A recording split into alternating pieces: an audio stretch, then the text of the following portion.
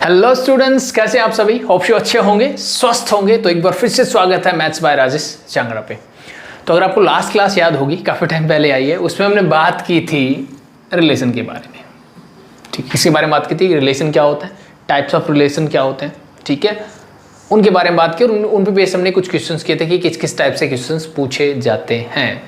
आज हम बात करेंगे, टॉपिक सेम रहेगा, ठीक है, लेकिन क्वेश्चंस होंगे प्रीवियस ईयर, यानी प्रीवियस ईयर जो भी जितने भी क्वेश्चंस, आई थिंक 10 to 22 जितने भी क्वेश्चंस आपसे पूछे गए हैं प्रीवियस ईयर इस टॉपिक से, उन सभी क्वेश्चंस के बारे में हम बात करने वाले हैं।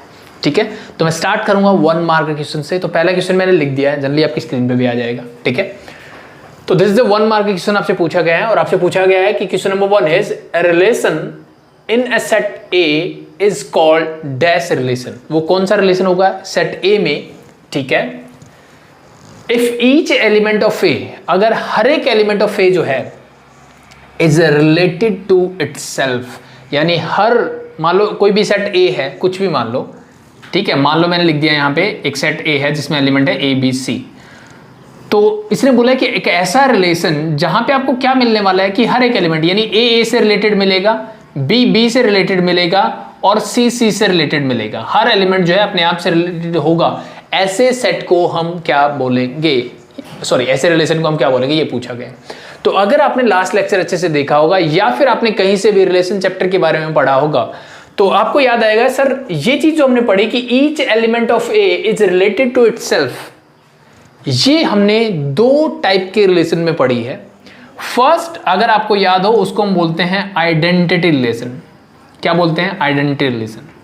और सेकंड जो हमने पढ़ा था उसको हम बोलते हैं रिफ्लेक्सिव। इन दोनों ही रिलेशन में, टाइप ऑफ रिलेशन में आपको ये चीज मिलती है कि each element of A set is related to itself, यानी ए बी बी और सी सी टाइप की चीजें आपको मिलेगी वहां पे। ठीक है, वो आइडेंटिटी भी हो सकता है, वो रिफ्लेक्सिव भी हो सकता है, दोनों में ये चीजें होती है। ठीक है, लेकिन दोनों में एक छोटा सा डिफरेंस है। वो क्या होता है कि ये जो आइडेंटिटी रिलेशन होता है ना, यहां पे हम एक और वर्ड यूज कर देते हैं यहां पे कि each element of A is related to itself only. अगर यहां पे मैं सिर्फ ओनली लिख दूं, यानी ए से ही रिलेट करेगा, बी बी से ही करेगा, सी सी से ही करेगा। ठीक है, तो ना तो ये आपको गायब मिलेगा और ना ही यहां पे कुछ एक्स्ट्रा इनके अलावा मिलेगा। ऐसे रिलेशन को हम बोलेंगे आइडेंटिटी रिलेशन। लेकिन अगर यहीं पे मान लो मैं ए बोल देता हूं कि ए बी से भी रिलेट करता है, तो अब ये जो सेट बचता है ये सिर्फ रिफ्लेक्सिव बचता है, ये आइडेंटिटी नहीं बचता है। ठीक है, तो जितनी बात आपसे बोलेगी थी उसके बेसिस पे आप इसको आइडेंटिटी बोल सकते हो, रिफ्लेक्सिव बोल सकते हो, but the much better answer is, यहां पे आप क्या बोलो? रिफ्लेक्सिव। क्या बोलोगे आप?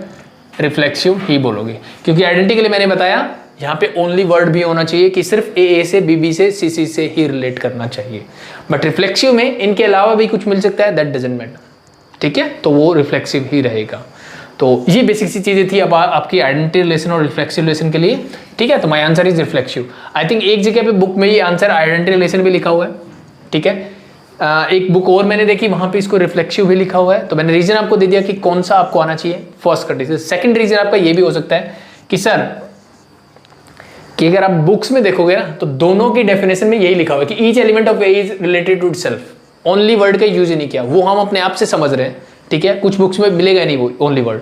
तो अगर नहीं मिल रहा तो उस कंडीशन में आप एक चीज याद रखो कि हमारे सिलेबस में है बट आइडेंटिटी हमारे सिलेबस में नहीं है, तो आप यहाँ पे रिफ्लेक्सिव लिख सकते हो या सब्जेक्टिव में आप दोनों लिख के आ सकते हो, that's it. But much better is reflexive लिखो आप। ठीक है, I hope it is clear, सारी चीजें क्लियर है। तो अब हम बढ़ते हैं सेकंड क्वेश्चन की तरफ। तो सेकंड क्वेश्चन देखो क्या बोला इसने।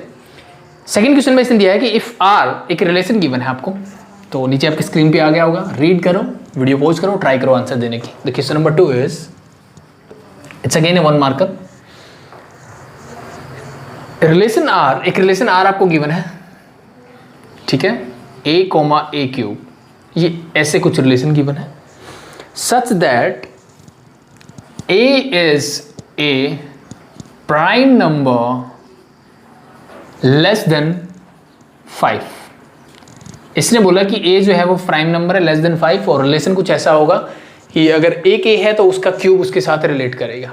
ठीक है, तो सबसे पहली चीज यहां पे आनी चाहिए, तो आपको क्या करना है, ये गिवन है and then B a relation, find the range of R. I think हमें पता होगा कि किसी भी रिलेशन में डोमेन क्या होता है, रेंज क्या होती है, and the last thing is codomain क्या होता है। ये आपको किसी भी रिलेशन या फंक्शन के बारे में जो हम पढ़ेंगे उन सब के बारे में आपको पता होना चाहिए। बहुत बेसिक सा क्वेश्चन है जो नॉर्मली पूछ लिया जाता है, ठीक है। तो इस क्वेश्चन को कैसे सोल्व किया जाए, इट्स अ 1 मार्कर, आप डायरेक्टली आंसर लिख सकते हो, नो प्रॉब्लम। एक 1 लाइन में आप आंसर लिख सकते हो, दैट्स टोटली योर चॉइस कि आपको कैसे करना है। बट मैं समझाने के पॉइंट ऑफ व्यू से करवाता हूं कि ए बोला है ये प्राइम नंबर है, तो सबसे पहले हमें पता होना चाहिए प्राइम नंबर्स क्या होते हैं। नंबर हैविंग एग्जैक्टली 2 फैक्टर, उनको हम बोलते हैं prime number. Less than 5, but वो 5 से छोटा भी होना चाहिए। तो 5 से छोटे कितने प्राइम नंबर हो सकते हैं, यानी ए की पॉसिबल वैल्यूज क्या हो सकती है। तो मैं लिख सकता हूं A is a prime number less than 5, so therefore मैं क्या बोल सकता हूं, ए क्या क्या हो सकता है, a is equal to 1 is not a prime number, 2 prime number होता है और लेस देन 5 भी है, तो 2 पॉसिबल हो सकता है। वैल्यू 3 भी हो सकती है, 4 is not A prime number, 5 से लेस चाहिए मुझे, तो 5 नहीं हो सकता। मतलब 2 ही ऑप्शन हो सकते हैं, a की वैल्यू 2 हो सकती है, 2 and 3, ठीक है। अब ध्यान से देखो, ये रिलेशन बना रहा है a और a क्यूब का, ठीक है। मतलब क्या हो रहा है, सिंपल सा देखो, ये रिलेशन क्या बनेगा, ये रिलेशन कुछ ऐसा बनेगा कि अगर मेरी a की वैल्यू 2 है तो सेकंड यानी b की वैल्यू क्या हो जाएगी, a क्यूब मतलब 2 का क्यूब हो जाएगा, सिंपल, कॉमा। a की वैल्यू 3 है तो ये हो जाएगा 3 का क्यूब, दैट्स इट। और इसको कर लेते हैं क्लोज। अब ये बनता है 2,8 हो जाएगा और इसको मैं लिख सकता हूँ 3 और 3 का क्यूब होता है 27। सो देखो ये आपका रिलेशन जो है वो फाइनली बन के रेडी हो गया, ठीक है। तो ये मेरा रिक्वायर्ड रिलेशन है जो मुझे चाहिए। अब इस रिलेशन में आपसे पूछा गया रेंज क्या होगी इसकी, इस रिलेशन में आपसे पूछा गया है इस फंक्शन की रेंज क्या होगी, इस रिलेशन की रेंज क्या होगी। रेंज क्या होता है, जो भी रिलेशन होता है सेकंड एलिमेंट, सेकंड यहाँ पे क्या है 8 और 27, तो इनका एक सेट बना दो अगर, तो यही क्या बन जाएगा, इसका रेंज बन जाएगा। अब देखो इसी क्वेश्चन को चेंज करके वो यहाँ से आपसे डोमेन भी पूछ सकता है कि इसका डोमेन क्या होगा। तो डोमेन क्या होगा, सिंपल फर्स्ट एलिमेंट, तो 2 and 3 आर द डोमेन, सो इसका डोमेन जो बन जाएगा वो जाए 2,3, ठीक है। I hope it is simple and clear. देखो क्वेश्चन नंबर 3 देखते हैं क्या बोला इसने कि let R is the equivalence relation, ठीक है। ये 2014 में पूछा गया क्वेश्चन है। R is an equivalence relation in the set A, तो सेट A आपको ये गिवन है और R जो है एक इक्विवेलेंस रिलेशन है। तो आपको सबसे पहले पता होना चाहिए इक्विवेलेंस रिलेशन होता क्या है। इक्विवेलेंस रिलेशन क्या होता है, ऐसा रिलेशन जो क्या होता है, रिफ्लेक्सिव हो, सिमेट्रिक हो, ट्रांजिटिव हो, उसको हम बोलते हैं इक्विवेलेंस रिलेशन, पहली चीज, ठीक है। और जो रिलेशन गिवन है यानी सेट A में है वो, और जो रिलेशन गिवन है वो आपको ऐसे गिवन है कुछ कि the relation is A, B, the set of ordered pair AB such that 2 divides A minus B। इसका मतलब क्या हुआ, पहला एलिमेंट माइनस दूसरा एलिमेंट, जो भी आंसर आएगा वो 2 से क्या होगा, डिविजिबल होगा, मतलब इवन इंटीजर आपको आंसर मिलेगा, आप ये बोल सकते हो सिंपल, ठीक है। तो वो क्या होगा, इन दोनों का रिजल्ट एक इवन नंबर निकलेगा, जो मतलब इवन नंबर मतलब 2 से डिविजिबल होगा। तो ये एक रिलेशन डिफाइन किया गया। अब इस क्वेश्चन में पूछा क्या गया आपसे रिलेशन नहीं पूछा गया, इसने क्या बोला वो ध्यान से सुनो। उसने बोला कि right the equivalence class of 0, मतलब इक्विवेलेंस क्लास ऑफ 0 लिख दो या फिर इसको ऐसे लिख दो, एक ही बात है। तो आपसे 0 की इक्विवेलेंस क्लास पूछी गई है। तो 0 की इक्विवेलेंस क्लास, ये चीज थोड़ी नई से लग रही है। तो होता क्या इक्विवेलेंस क्लास, सिंपल सा कुछ नहीं होता। इक्विवेलेंस क्लास ऑफ 0 का क्या मतलब है, या कोई भी एलिमेंट जो आपने लिया इस सेट में, इसका सीधा सा मतलब ये होता है कि इस रिलेशन में, इस रिलेशन से, ये जो रिलेशन है इसमें मुझे वो b की वैल्यू चाहिए। यानी यहां पे एक चीज मैं बताऊं पहले कि इक्विवेलेंस क्लास ऑफ 0 का मतलब क्या हुआ, a की वैल्यू आपकी क्या है, 0 है। a की वैल्यू आपको क्या मिल गई, 0 मिल गई। अब मुझे वो b की वैल्यू चाहिए जो इस a यानी 0 से रिलेट करती हो इस रिलेशन में, वो सारी वैल्यू चाहिए। इस रिलेशन में रिलेट कब करेगी, सिंपल से कंडीशन है सर, इसको रिलेट करने का मतलब है कि a माइनस b जो है, ये जो रिजल्ट मिले वो 2 से डिविजिबल होना चाहिए, यानी 2 m की फॉर्म में होना चाहिए, एक इवन नंबर होना चाहिए। तो यहां से मुझे एक चीज डिफाइन है सर कि a की वैल्यू मुझे 0 लेनी है, क्योंकि मुझे इक्विवेलेंस क्लास किसकी निकालनी है, 0 की, ठीक है। तो 0 minus b must be divisible by 2m, आप बोल सकते हो। 0 माइनस बी का मतलब माइनस बी होता है, माइनस बी मतलब जो होना चाहिए 2m होना चाहिए। मतलब सीधे से मैं बोल रहा हूं कि b जो है वो 2 का मल्टीपल होना चाहिए। तो क्या क्या वैल्यूज हो सकती है, ध्यान से देखो। क्या मैं b की जगह 0 रख सकता हूं, और 0 2 से डिविजिबल होता है, यानी ये 2m की फॉर्म में है, जब m की वैल्यू क्या हो जाएगी, 0, ठीक है, सिंपल। सो 0 का अगर नेगेटिव साइन हम नहीं लगाते। सिमिलरली आप यहाँ पे 2 रख सकते हो, यस 2 भी 2 से डिविजिबल होता है सर, b की वैल्यू 2 भी पॉसिबल हो सकती है, और b की वैल्यू क्या हो सकती है, 4 भी पॉसिबल हो सकती है। तो देखो यहाँ से 3 वैल्यूज निकल के आई जो 0 के साथ रिलेट करेगी इस इक्विवेलेंस रिलेशन में। वो 0 होगा खुद, वो 2 होगा और वो 4 होगा।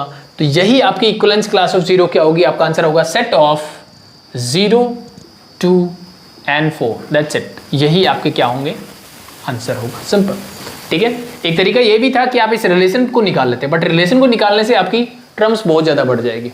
ठीक है, तो बेटर आप डायरेक्टली निकालो। तो इक्विवेलेंस क्लास का मतलब समझ में आया, सिंपल सा। मैं क्या कहना चाह रहा हूँ, इक्विवेलेंस क्लास का सिंपल सा मतलब ये होता है कि किसकी इक्विवेलेंस क्लास पूछी गई, सबसे पहले वो एलिमेंट, तो यहां से पूछा गया था 0 के लिए, तो 0 से कौन कौन से एलिमेंट रिलेट करते हैं, तो 0 से 0 रिलेट करता है, बिकॉज आप ये बोल सकते हो कि 0 माइनस 0 क्या होता है सर, 0 होता है, और 0 2 से डिविजिबल होता है, इसलिए b की वैल्यू 0, तो पहले मैंने लिखी 0।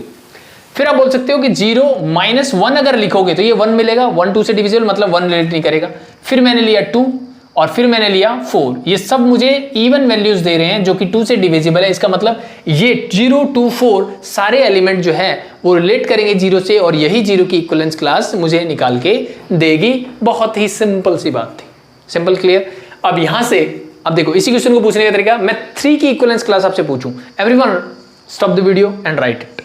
ठीक है, पहले मुझे आंसर दो कि क्या 3 की इक्विवेलेंस क्लास आप लिख सकते हो, बिल्कुल लिख सकते हैं। 3 की इक्विवेलेंस, 3 किस किस से रिलेट करता है, सो सर 3 की इक्विवेलेंस क्लास होगी,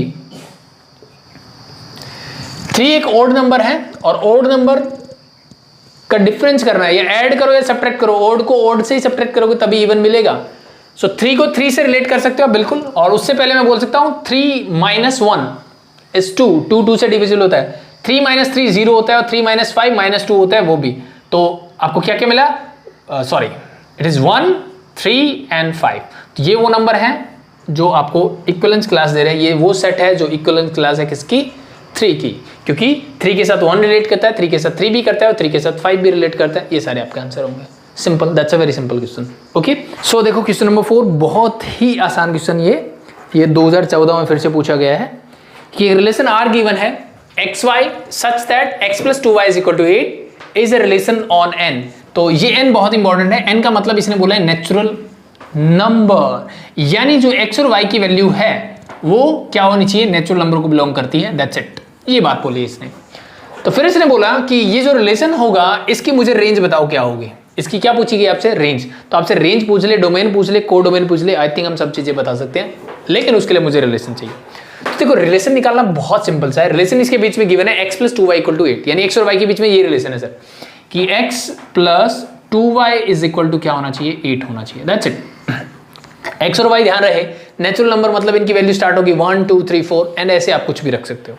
ठीक है, तो सिंपल, बहुत ही सिंपल है, एक की वैल्यू रखते रहो कुछ भी एज्यूम करके, सेकंड वैल्यू अपने आप मिलती रहेगी। तो मैं ट्राई करता हूं, मैं स्टार्ट करता हूं y के साथ। मैं ऐसा क्यों कर रहा हूं उसका रीजन मैं आपको देता हूं कि अगर आप x के साथ स्टार्ट करोगे नॉर्मली तो आप x की जगह 1 रखोगे, 1 इधर जाएगा, 8 माइनस 1 आपको मिलेगा 7, 7 2 से डिवीजन नहीं होता, मतलब y इक्वल टू 7/2 जो कि पॉसिबल नहीं, क्योंकि y भी नेचुरल नंबर होना चाहिए। तो बेटर देखो y के साथ ऑलरेडी मल्टीपल में है कुछ, ठीक है, x के साथ कुछ भी मल्टीपल में नहीं है, तो डायरेक्ट आंसर मिलेगा। तो मैं स्टार्ट करता हूं y की वैल्यू पुट करना, तो अगर मैं y की वैल्यू 1 रखता हूं तो यहां से मुझे x क्या मिलेगा, y 1 हो जाएगा, 2 2 उधर जाएगा तो 8 माइनस 2 6, तो x की वैल्यू मिलेगी सर 6। आई थिंक आप बच्चे नहीं हो तो आप फटाफट से कैलकुलेशन कर सकते हो। सिमिलरली y की वैल्यू अगर मैं 2 रखूँ तो 4 4 उधर जाएगा तो x की वैल्यू भी क्या मिलेगी 4। y की वैल्यू मान लो मैं 3 रखूँ तो 3 2 जा 6 उधर जाएगा, x की वैल्यू मिल जाएगी 2।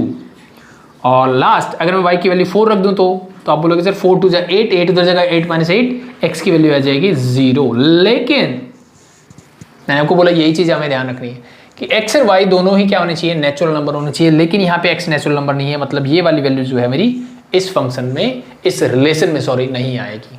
तो देखो रिलेशन में क्या वैल्यूज मिल रही है 1 2, ये 3 पेयर वैल्यूज मिल रही है। तो रिलेशन आपका क्या बन जाएगा, simple, it's set of ordered pair. x की वैल्यू क्या है, जब 6 है, y की वैल्यू 1 है। अब ये चीज ध्यान रखना, मैंने चाहे y पुट किया हो लेकिन ये x y की फॉर्म में तो y बाद में ही आना चाहिए। 6,1 हो जाएगा, सेकंड आपका बनेगा 4,2 और थर्ड आप बोल सकते हो इट विल बिकम 2,3। तो ये आपकी पॉसिबल वैल्यूज हो सकती है, तो ये आपका पॉसिबल रिलेशन हो सकता है इससे रिलेटेड। आई थिंक इससे सिंपल क्वेश्चन आपसे नहीं पूछा जा सकता, ठीक है भी 1 मार्क का। तो अब आपसे पूछा गया है कि सॉरी ये तो मैंने रिलेशन लिख दिया, मुझे इसकी चाहिए रेंज, ठीक है। तो अब रेंज बताइए इस की रेंज मतलब सेकंड एलिमेंट, तो 1 2 एंड 3, तो रेंज आपकी बन जाएगी 1 2 एंड 3। अब यहां से आपसे डोमेन भी पूछ सकता था, तो domain of this relation R as, तो आप बोलोगे डोमेन होगा सर फर्स्ट एलिमेंट, तो 6 4 एंड 2, मैं इनको ऑर्डर में लिख देता हूँ, 2, 4 और 6 की फॉर्म में लिख देता हूँ, दैट्स इट। ये आपका बन गया डोमेन।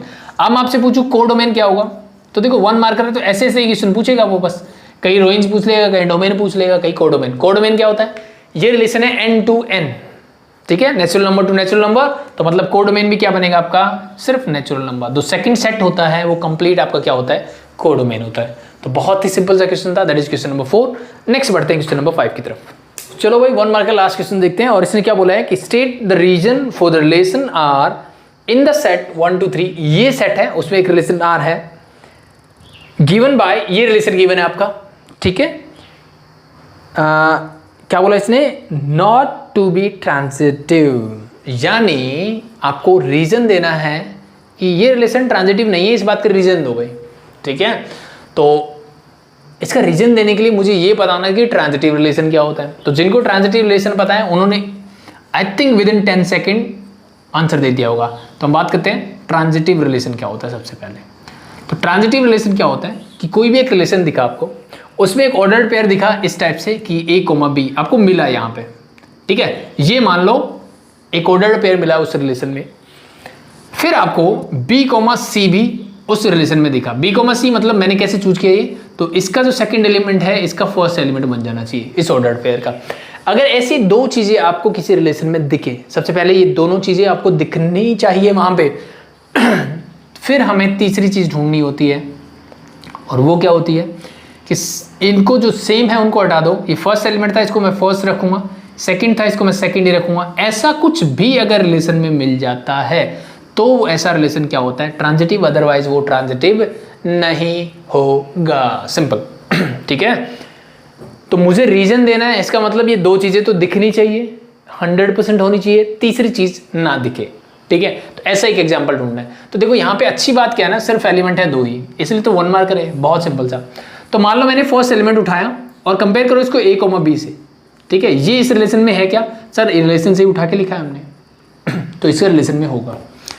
एंड मैं बोल सकता हूं साथ में कि 2, 1 यानी जो सेकंड एलिमेंट है ये भी इस रिलेशन में, बिल्कुल सर। तो A, B और B, C, तो देखो ये सेकंड था, ये फर्स्ट था, मैच कर रहा है, मतलब कंडीशन जो है ट्रांजिटिव की वो फुलफिल हो चुकी है अभी तक, ठीक है। अब चेक करना है थर्ड वन कैसे चेक करते हैं, सर ये सेम वाला हटा दो, बाकी क्या बचा, पहले का पहला, दूसरे का दूसरा, तो 1 जो है इस रिलेशन में होना चाहिए। ढूंढो भाई, दिख रहे हैं कहीं, नहीं सर 2 एलिमेंट थे वो पहले लिख लिए, कुछ नहीं ऐसा, तो मतलब ये इस रिलेशन में नहीं है। तो ये अगर नहीं है तो मतलब ये क्या है, ट्रांजिटिव नहीं है। तो दे दिया रीजन हमने कि सर 1, 2 रिलेशन में है, 2, 1 रिलेशन में है, लेकिन 1, 1 रिलेशन में नहीं है, तो इसका मतलब ये रिलेशन कैसा होगा, ट्रांजिटिव नहीं होगा, ठीक है। सिमिलरली आप रीजन ये भी दे सकते थे, पहले आप इस एलिमेंट को उठा सकते थे, फिर आप इसको उठा सकते थे, ठीक है। यानी आप बोलते कि 2, 1 इस रिलेशन में है सर, बिल्कुल है। 1, 2 भी इस रिलेशन में है, बिल्कुल है।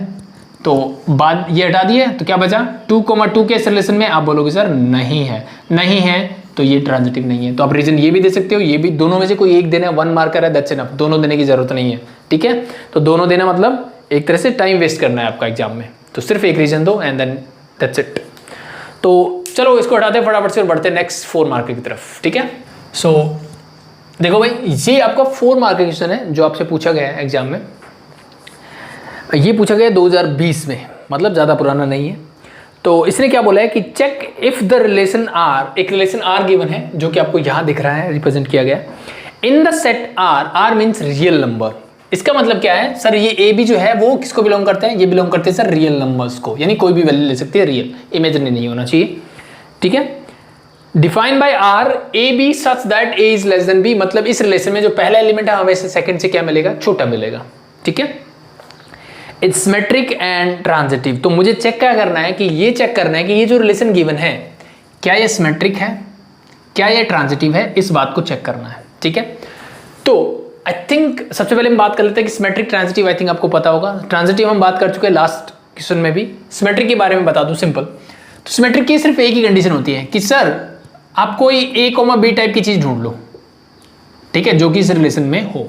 क्या ढूंढ लो, ए कोमा बी टाइप की, और जनरली हम मान के चलते हैं कि A is not equal to B, ठीक है। ऐसा क्यों, क्योंकि बेटा अगर ए इक्वल टू बी ले लिया तो फिर कोई सेंस ही नहीं बनती, क्योंकि 1, 1 है, उसका उल्टा भी करोगे तो 1, 1 ही मिलेगा, ठीक है, तो वो तो हमेशा ही रहेगा। तो इसलिए हम दोनों को अलग अलग लेते हैं कि ए कोमा बी, जहां ए और बी डिफरेंट हो, ऐसा अगर रिलेशन में है देन ऐसा रिलेशन में होना चाहिए, ये मिलना चाहिए मुझे।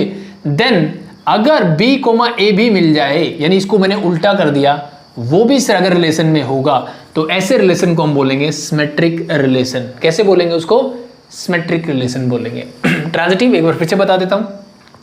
यहां पे दो कंडीशन है कि ए कोमा बी रिलेशन में होना चाहिए, फिर आपको बी कोमा सी भी रिलेशन में मिलना चाहिए। ठीक है, इस बी को हटा दो तो देन ये दोनों मिलने के बाद की बात हो रही है। देन क्या होना चाहिए? ए कोमा सी भी इस रिलेशन में अगर आपको मिलता है तो ऐसे रिलेशन को हम बोलते हैं ट्रांजिटिव रिलेशन। दोनों चीजें क्लियर? अब हम चेक करते हैं इस रिलेशन को कि ये जो है गिवन है क्या ये सिमेट्रिक है या नहीं। सबसे पहले हम चेक करते हैं कि ये सिमेट्रिक है या नहीं। सो देखो, बहुत ही सिंपल सी बात होती है। जब आपको किसी चीज को ट्रू प्रूव करना है, आप जनरल स्टेटमेंट लेके करोगे। जब किसी चीज को फॉल्स बोलना है, आप एक छोटा सा एग्जांपल दोगे और बोल दोगे झूठा। मतलब क्या होता है? सिंपल सी बात होती है कि आपने सिर्फ एक झूठ बोला तो आप झूठे हो गए, चाहे आप कितने भी सच बोलते हो, कोई फर्क नहीं पड़ता उस बात से। ठीक है, लेकिन अगर आप सच बोलते हो तो आपको थ्रू आउट द लाइफ हमेशा सच बोलना पड़ेगा। तो इसलिए जब आपको कोई चीज़ ट्रू प्रूव करनी होती है तो आप जनरल स्टेटमेंट का यूज करते हो। फॉल्स प्रूव करने के लिए एक झूठ काफ़ी है, एक झूठ पकड़ना है। तो चेक करने के लिए कि क्या ये सिमेट्रिक है, मैंने एक सिंपल सा एग्जाम्पल लिया। मैंने ये बोला कि सर 1 और 2 जो है क्या इस रिलेशन में, सॉरी पहले मैं ऐसे लिख देता हूं कि 1 is smaller than 2, we all know about that, and 1 2 are real number. अब ये ध्यान रखना कि रियल नंबर में है। ठीक है, तो देयरफॉर मैं बोल सकता हूं कि 1, 2 belongs to the relation R. आप बोलोगे सर बिल्कुल सही बात है कि पहला एलिमेंट दूसरे से छोटा है, तो बिल्कुल सही बात है, इसमें कोई दिक्कत वाली बात ही नहीं है। बट दिक्कत वाली बात यह है कि क्या 2, 1 जो है वो इस रिलेशन में बिलोंग करेगा? ये इस रिलेशन में बिलोंग नहीं करेगा। क्यों नहीं करेगा? Reason is simple, 2 is not smaller than 1। 2 जो है वो 1 से स्मॉलर नहीं होता, इसलिए ये इस रिलेशन में बिलोंग नहीं करेगा। तो मैंने एक छोटा सा एग्जांपल दिया कि सर 1 2 से तो रिलेशन में है लेकिन 2 1 नहीं है। तो ए भी तो रिलेशन में है बट बी ए नहीं है। बी ए नहीं है का मतलब होता है, इसका मतलब ये रिलेशन जो है वो नॉट सिमेट्रिक। तो देयरफॉर मैं बोल सकता हूं कि ये जो रिलेशन आपको गिवन है ये मेरा सिमेट्रिक रिलेशन नहीं है। सिंपल। ठीक है, हो गया क्लियर? नेक्स्ट हम बढ़ते हैं। सिमेट्रिक के बाद फिर हम चेक करना है ट्रांजिटिव। ठीक है, फिर हमें चेक करना है ट्रांजिटिव। ट्रांजिटिव कैसे करोगे? अब सिंपल देखो, कॉमन सेंस की बात होती है। अगर कोई भी चीज, आप कोई भी दो एग्जांपल उठा के देखो, यहाँ पे ए बी दो नंबर्स के बारे में बात हो रही है। तो जैसे मान लो एक मैंने रैंडम एग्जांपल लिया कि 1 इज स्मॉलर देन 2 होता है, इसका मतलब 1 2 रिलेशन में है। फिर मान लो 2 और 3 मैंने लिया, ये भी इस रिलेशन में है। ठीक है, तो अब ध्यान से देखो, इस बात को बोलने का मतलब ये हो रहा है सिंपल सा, सर इसका मतलब ये है कि 1 जो है 2 से छोटा है लेकिन 2 जो है वो 3 से छोटा है। इस बात को बोलने का मतलब ये है। अगर मैं 2 को यहाँ से हटा दूँ, इसका मतलब 1 जो है वो 3 से छोटा है। तो इन जनरल अगर आप इस चीज़ को ऑब्जर्व करो तो ये जो है रिलेशन हमेशा ही क्या रहेगा? ट्रांजिटिव रहेगा। क्योंकि जो राइट साइड में नंबर है वो हमेशा बड़ा रहेगा, लेफ्ट साइड में हमेशा क्या रहेगा? छोटा रहेगा, और वो हमेशा आएगा। ठीक है, तो इसका मतलब ये ट्रू है। ट्रू स्टेटमेंट को हम प्रूव करते हैं जनरल एग्जांपल लेकर के। तो मैं यहाँ से ट्रांजिटिव के लिए प्रूव करता हूँ कि लेट, मैंने 1 मिनट के लिए माना कि A B C belongs to real number, ये रियल नंबर को बिलोंग करते हैं। ठीक है, ये रिलेशन नहीं है क्योंकि एलिमेंट लिखे हैं। रिलेशन में कैसे होंगे? ऐसे एलिमेंट बिलोंग करेंगे, मतलब ऑर्डर्ड पेयर की फॉर्म में। ठीक है, relation and A comma B belongs to the relation, B comma C also belongs to the relation. ये मैंने बोला कि A B C real number है और ए बी और बी कॉमा सी जो है रिलेशन में है। सो इंप्लाइज दैट, इसका मतलब मैं क्या लिख सकता हूँ? इसका मतलब मैं ये लिख सकता हूँ सर कि ए जो है वो बी से छोटा है एंड बी जो है वो सी से छोटा है। इंप्लाइज दैट मैं ये बोल सकता हूँ कि A is smaller than B but B is smaller than C. Implies that मैं ये भी बोल सकता हूँ कि A is smaller than C. और इसका मतलब मैं अगेन ही बोल सकता हूँ अगर ए सी से छोटा है, इसका मतलब ए कॉमा सी भी है इस रिलेशन में बिलोंग करेगा। आप बोलोगे बिल्कुल सही सर। तो ए कॉमा सी अगर रिलेशन में बिलोंग करता है तो यही तो मुझे प्रूव करना था कि अगर किसी रिलेशन में ए कॉमा बी हो, रिलेशन में बिलोंग करता है, बी कॉमा सी हो जो रिलेशन में हो, बी भी हटा दो, ए कॉमा सी भी इस रिलेशन में होना चाहिए। तो अगर ऐसा होगा इससे मतलब this will become your transitive relation. So therefore we can say that it is an transitive relation. तो आप ऐसा एग्जांपल लेके चीजों को समझ सकते हो लेकिन कभी भी प्रूव नहीं कर सकते।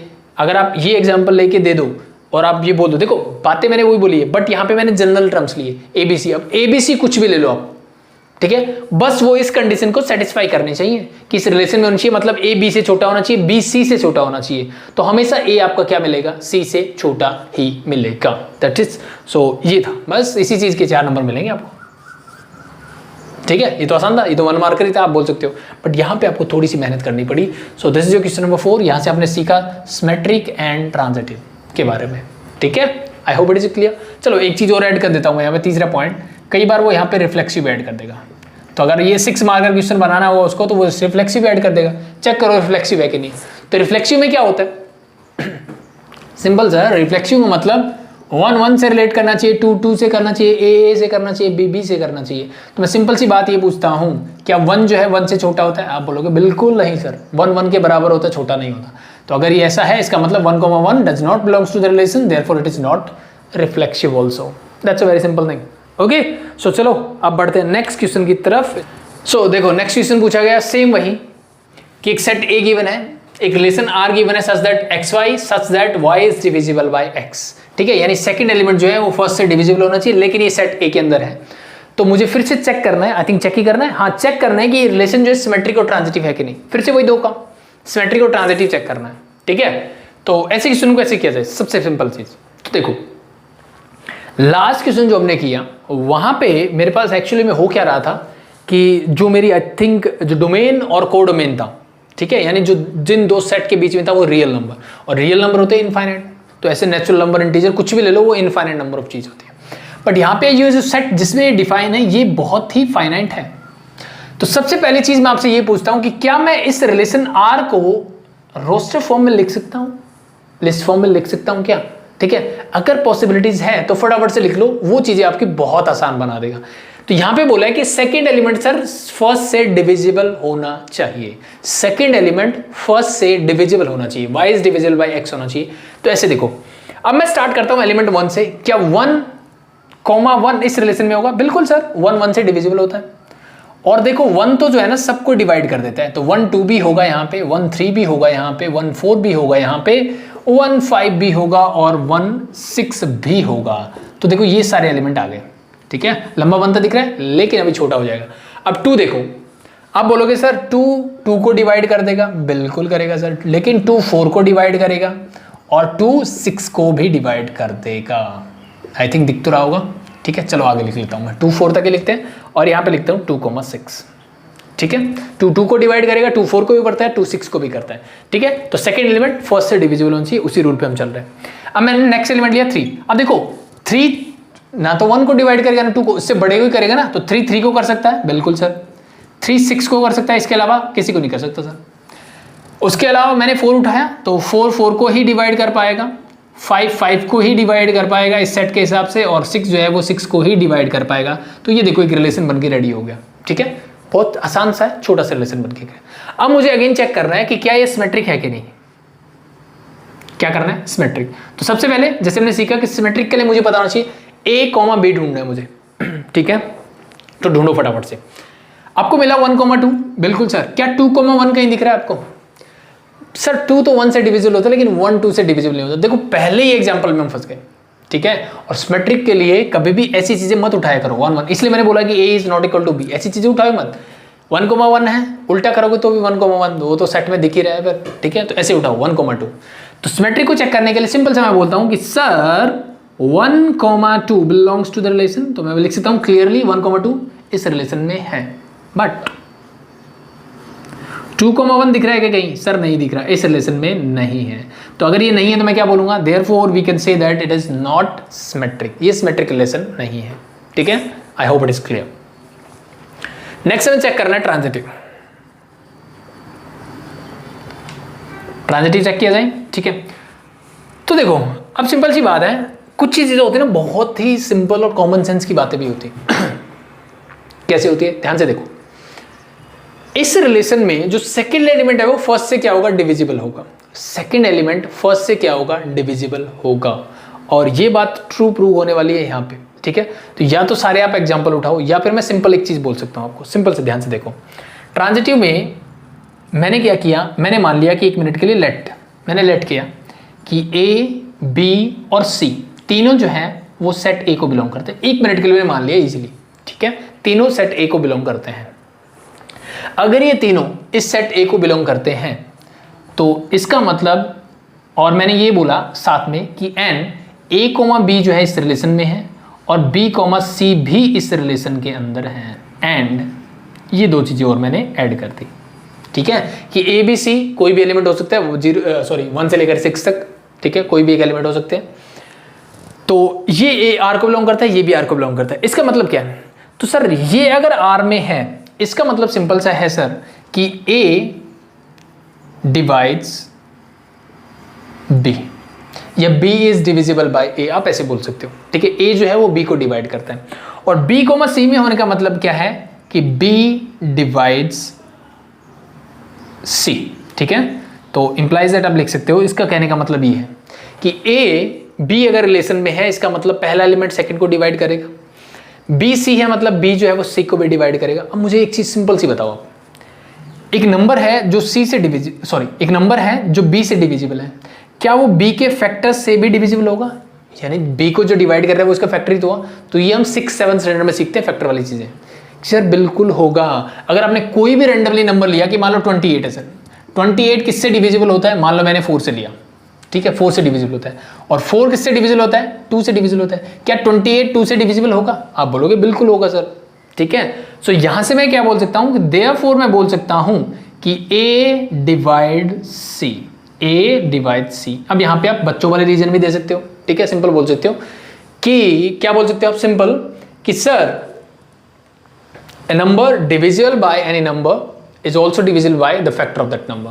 ठीक है, मतलब कोई भी एक नंबर जो किसी नंबर से डिविजिबल है वो उसके फैक्टर से भी एग्जैक्टली डिविजिबल होगा। यानी A डिवाइड C, अगर A डिवाइड C है मतलब A, C क्या करेगा? इस रिलेशन को बिलोंग करेगा। और अगर A, C रिलेशन में है तो यही तो ट्रांजिटिव बोलता है मुझे कि सर A, B है, B, C है तो A, C भी रिलेशन में होना चाहिए, तो इसी को हम बोलते हैं ट्रांजिटिव। इसका मतलब ये रिलेशन कैसा होगा सर? वो होगा ट्रांजिटिव रिलेशन होगा हमेशा। ठीक है, अब दूसरा तरीका ये भी हो सकता है, थोड़ा लंबा हो सकता है, कि आप यहां से कॉमन सी चीजें ढूंढो कि जैसे मैंने 1, 2 ढूंढा पहले, ठीक है, फिर 2, क्या मिल सकता है आपको? 2, 4 मान लो आपने ढूंढ लिया। ठीक है, तो अब 2 को हटा दो, 1, 4 मिल रहा है क्या? सर बिल्कुल मिल रहा है 1, 4। ठीक है, ऐसे आप डिफरेंट एग्जांपल देख सकते हो। तो आपको हर एक के लिए देखना पड़ेगा कि आपने 1, 3 लिया, तो ये थोड़ा लेंथी प्रोसेस हो जाता है। तो किसी भी चीज को प्रूव करने के लिए आपको जनरल स्टेटमेंट लेनी है। ठीक है, और ये दिमाग में कैसे है कि जनरली लेना है सर कि ऐसे प्रूव करना है? तो सिंपल सा तरीका ये होता है कि बहुत ही कॉमन सेंस की बातें होती है। ठीक है, अगर आप ध्यान से सोचो तो ये बहुत ही कॉमन सी चीज़ें होती हैं जो आपको बहुत बेसिक्स मैथ जो हम पढ़ते हैं 6, 7, 8 स्टैंडर्ड में, वहाँ में पता चलती है कि सर अगर ऐसा हो रहा है, जब आप बोलोगे कि ट्रांजिटिव क्या होता है तो आप ऐसी कंडीशन याद करोगे कि सर A B रिलेशन में होना चाहिए, B C रिलेशन में होना चाहिए। तो इसका मतलब B A से डिवाइड हो रहा है, C B से डिवाइड हो रहा है, तो क्या C A से नहीं होगा? बिल्कुल होगा सर, क्योंकि अगर वो B से हो रहा है तो B के फैक्टर से भी होगा। ठीक है, तो यहीं से आपको चीज़ें, यानी बेसिक सी चीज़ें हैं, बाकी प्रैक्टिस से आएगी चीज़ें। तो दैट्स इट। रिफ्लेक्सिव पूछ लेता तो बिल्कुल सर 1, 1 है, 2, 2 भी है, 6, 6 है, 5, 5, 4, 4, 3, 3 सब एलिमेंट है, तो मतलब ये रिफ्लेक्सिव भी है। क्या आइडेंटिटी है? आपका आंसर होगा नो, ये आइडेंटिटी रिलेशन नहीं है। क्यों नहीं है? बिकॉज सर A के अलावा भी बात से, मतलब 1, 3 से भी रिलेट कर रहा है 1, 1 के अलावा, तो ऐसी चीज़ों में आइडेंटिटी नहीं होता, ये सिर्फ रिफ्लेक्सिव रहेगा। आई hope it is clear and simple. अब इसी से रिलेटेड नेक्स्ट क्वेश्चन है। ठीक है, नेक्स्ट क्वेश्चन में उसने रिलेशन चेंज कर दिया बस, तो इसको हटा दूं मैं। पूछी बातें आपसे वही है, ठीक है, कुछ ज्यादा डिफरेंस नहीं है, मतलब सेट यही गिवन है। नेक्स्ट क्वेश्चन जो आपको एग्जाम में पूछा गया है, तो जो अभी मैंने करवाया वो 2020 में पूछा गया है, उससे पहले वाला 2019 में, मतलब एक दूसरे का रिपीट ही कर रहे हैं बस। तो उसने क्या बोला है कि check whether the relation R define on the set A. Set वही गिवन है आपका, बट द रिलेशन क्या गिवन है आपको? यहाँ पे रिलेशन गिवन है आर इज ए बी, तो इसको हटा दूं। तो रिलेशन आपको गिवन है कि A B such that A is equal to B is equal to A plus 1, ये आपको रिलेशन गिवन है। ठीक है, चेक क्या करना है? इज रिफ्लेक्सिव, सिमेट्रिक और ट्रांजिटिव, मतलब तीनों चेक करना है, रिफ्लेक्सिव भी करना है, सिमेट्रिक भी करना है, ट्रांजिटिव भी करना है। तो ध्यान से देखो, सिंपल। क्या मैं रिलेशन लिख सकता हूँ फटाफट से? बिल्कुल लिख सकते हैं सर, कुछ सोचने की जरूरत नहीं है। ए की वैल्यू 1 से 6 तक जाएगी, उसके हिसाब से बी मिल जाएगा। तो ए की वैल्यू 1 रखोगे, मैंने 1 लिखा, बी की वैल्यू क्या है? 1 + 1 मतलब 2, 1, 2 हो जाएगा। 2 रखोगे तो 2, 3 हो जाएगा, 3 रखोगे तो 3, 4 हो जाएगा, सिमिलरली 4 रखोगे तो 5 आ जाएगा, और 5 रखोगे तो 6 आ जाएगा। 6 रख सकता हूँ सर, ए तो 6 हो जाएगा, लेकिन 6 + 1 7 होता है, तो बी की वैल्यू इसी में आनी चाहिए, तो बी की वैल्यू 7 नहीं होगी, तो मतलब ये आपका रिलेशन बनके रेडी है। आपसे पूछा है क्या ये रिफ्लेक्सिव है, क्या ये रिलेशन रिफ्लेक्सिव है कि नहीं है, तो रिफ्लेक्सिव के लिए ए से रिलेट करना चाहिए। तो यहाँ पे मैंने सिंपल से देखा सर एक एलिमेंट 1 है, क्या 1,1 इस रिलेशन में है, आप बोलोगे सर नहीं है, तो 1,1 does not belongs to the relation R, it means it's not a reflexive। Simple सी 1 लाइन लिखनी है आपको, ठीक है, सिंपल इजी, बहुत इजी। फिर आपसे पूछे सिमेट्रिक, सिमेट्रिक के लिए क्या चाहिए भाई, वही कोई भी कंडीशन, जैसे मान लो 1,2 ढूंढना मैंने, तो 1,2 इस रिलेशन में है, आप बोलोगे सर बिल्कुल है। तो क्या 2,1 भी है, सर 1,2 ही मिलेगा, क्योंकि बी जो है वो हमेशा ए से बड़ा ही मिलेगा, क्योंकि +1 करके दे रहा हूँ मैं। तो 2,1 जो है इस रिलेशन में नहीं है, तो इसका मतलब ये भी सिमेट्रिक भी नहीं है, ठीक है। तो ना तो ये रिफ्लेक्सिव मिला ना ही सिमेट्रिक मिला। अब करते हैं ट्रांजिटिव चेक। तो ट्रांजिटिव मुझे क्या बोलता है कि जैसे मान लो 1,2 ढूंढा मैंने, एक मिनट ट्राई कर लेते हैं। 1,2 इस रिलेशन में है क्या, आप बोलोगे सर बिल्कुल है। फिर हमने 2 से रिलेटेड 2,3 ढूंढा, क्या इस रिलेशन में है, आप बोलोगे सर बिल्कुल है, ठीक है। 2 को हटाते हैं, क्या 1,3 इस रिलेशन में है, आप बोलोगे सर बिल्कुल भी नहीं है। क्यों नहीं है, क्योंकि सर +1 करके बी मिल रहा है, तो 1,3 कहीं पे भी दिख रहा है, आप बोलोगे नहीं। तो मतलब ना तो ये रिफ्लेक्सिव है, ना ही सिमेट्रिक है, ना ट्रांजिटिव। तो नहीं प्रूव करना, फॉल्स प्रूव करना हमारे लिए बहुत बहुत बहुत आसान हो जाता है, ठीक है। So that's your question number next. Okay, so देखो टोटली रिपीट हुए हैं, लास्ट के 3 क्वेश्चन क्या है एग्जैक्टली, बस थोड़ा थोड़ा चेंज करते आ रहे हैं, दैट्स इट, ठीक है। सो देखो भाई नेक्स्ट क्वेश्चन क्या बोला इसने कि शो दैट। अभी शो दैट वाले क्वेश्चन है ना, मुझे बहुत अच्छे लगते हैं, ठीक है। सबसे अच्छी बात क्या होती है, जब भी वर्ड मिल जाए शो दैट, तो आधी चीज़ें आपकी क्लियर है। मतलब क्या होता है, अगर आप ट्रिग्नोमेट्री कर रहे हो, इंटीग्रेशन कर रहे हो, डिफरेंसेस कुछ भी कर रहे हो, जहाँ पे शो दैट मिल गया मतलब आंसर मिल गया, तो उस आंसर को देख के मुझे आइडिया मिल जाता है कि मुझे कैसे प्रोसीड करना चाहिए। पहली चीज़ तो ये, और यहाँ पे तो बहुत आसान हो जाता है। क्यों हो जाता है, उसका रीज़न मैं अभी देता हूँ।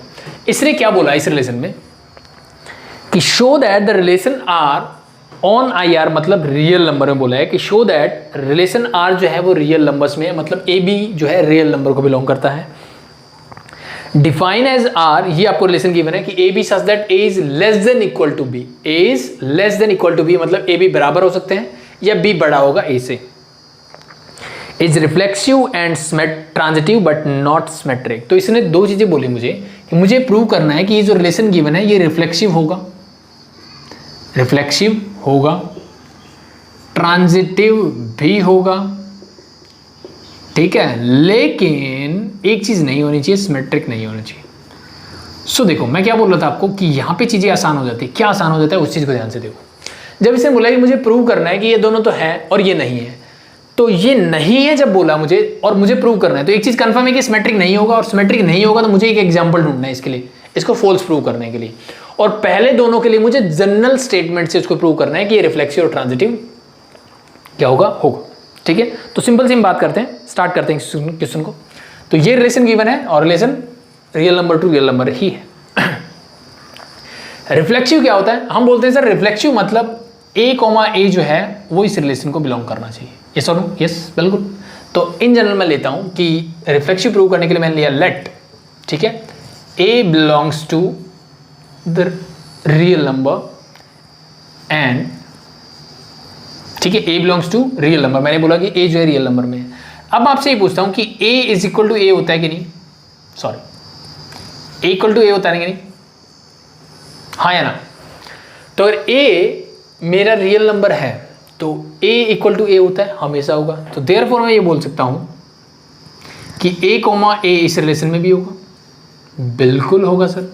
क्यों होगा, अब ध्यान से देखो, इसने बोला कि a जो है less than equal to b होना चाहिए, यानी अगर मेरे पास कोई 2 एलिमेंट है जो दोनों इक्वल हैं तो वो इस कंडीशन सर्वाइव करेंगे। यस, a b इक्वल होंगे, तो मतलब a, जो है वो इस रिलेशन में होगा। सो देयरफॉर मैं बोल सकता हूं कि this is a reflexive relation. Simple. मैंने क्या लिया कि मैंने एक एलिमेंट लिया जो रियल नंबर में बिलोंग करता है, ठीक है।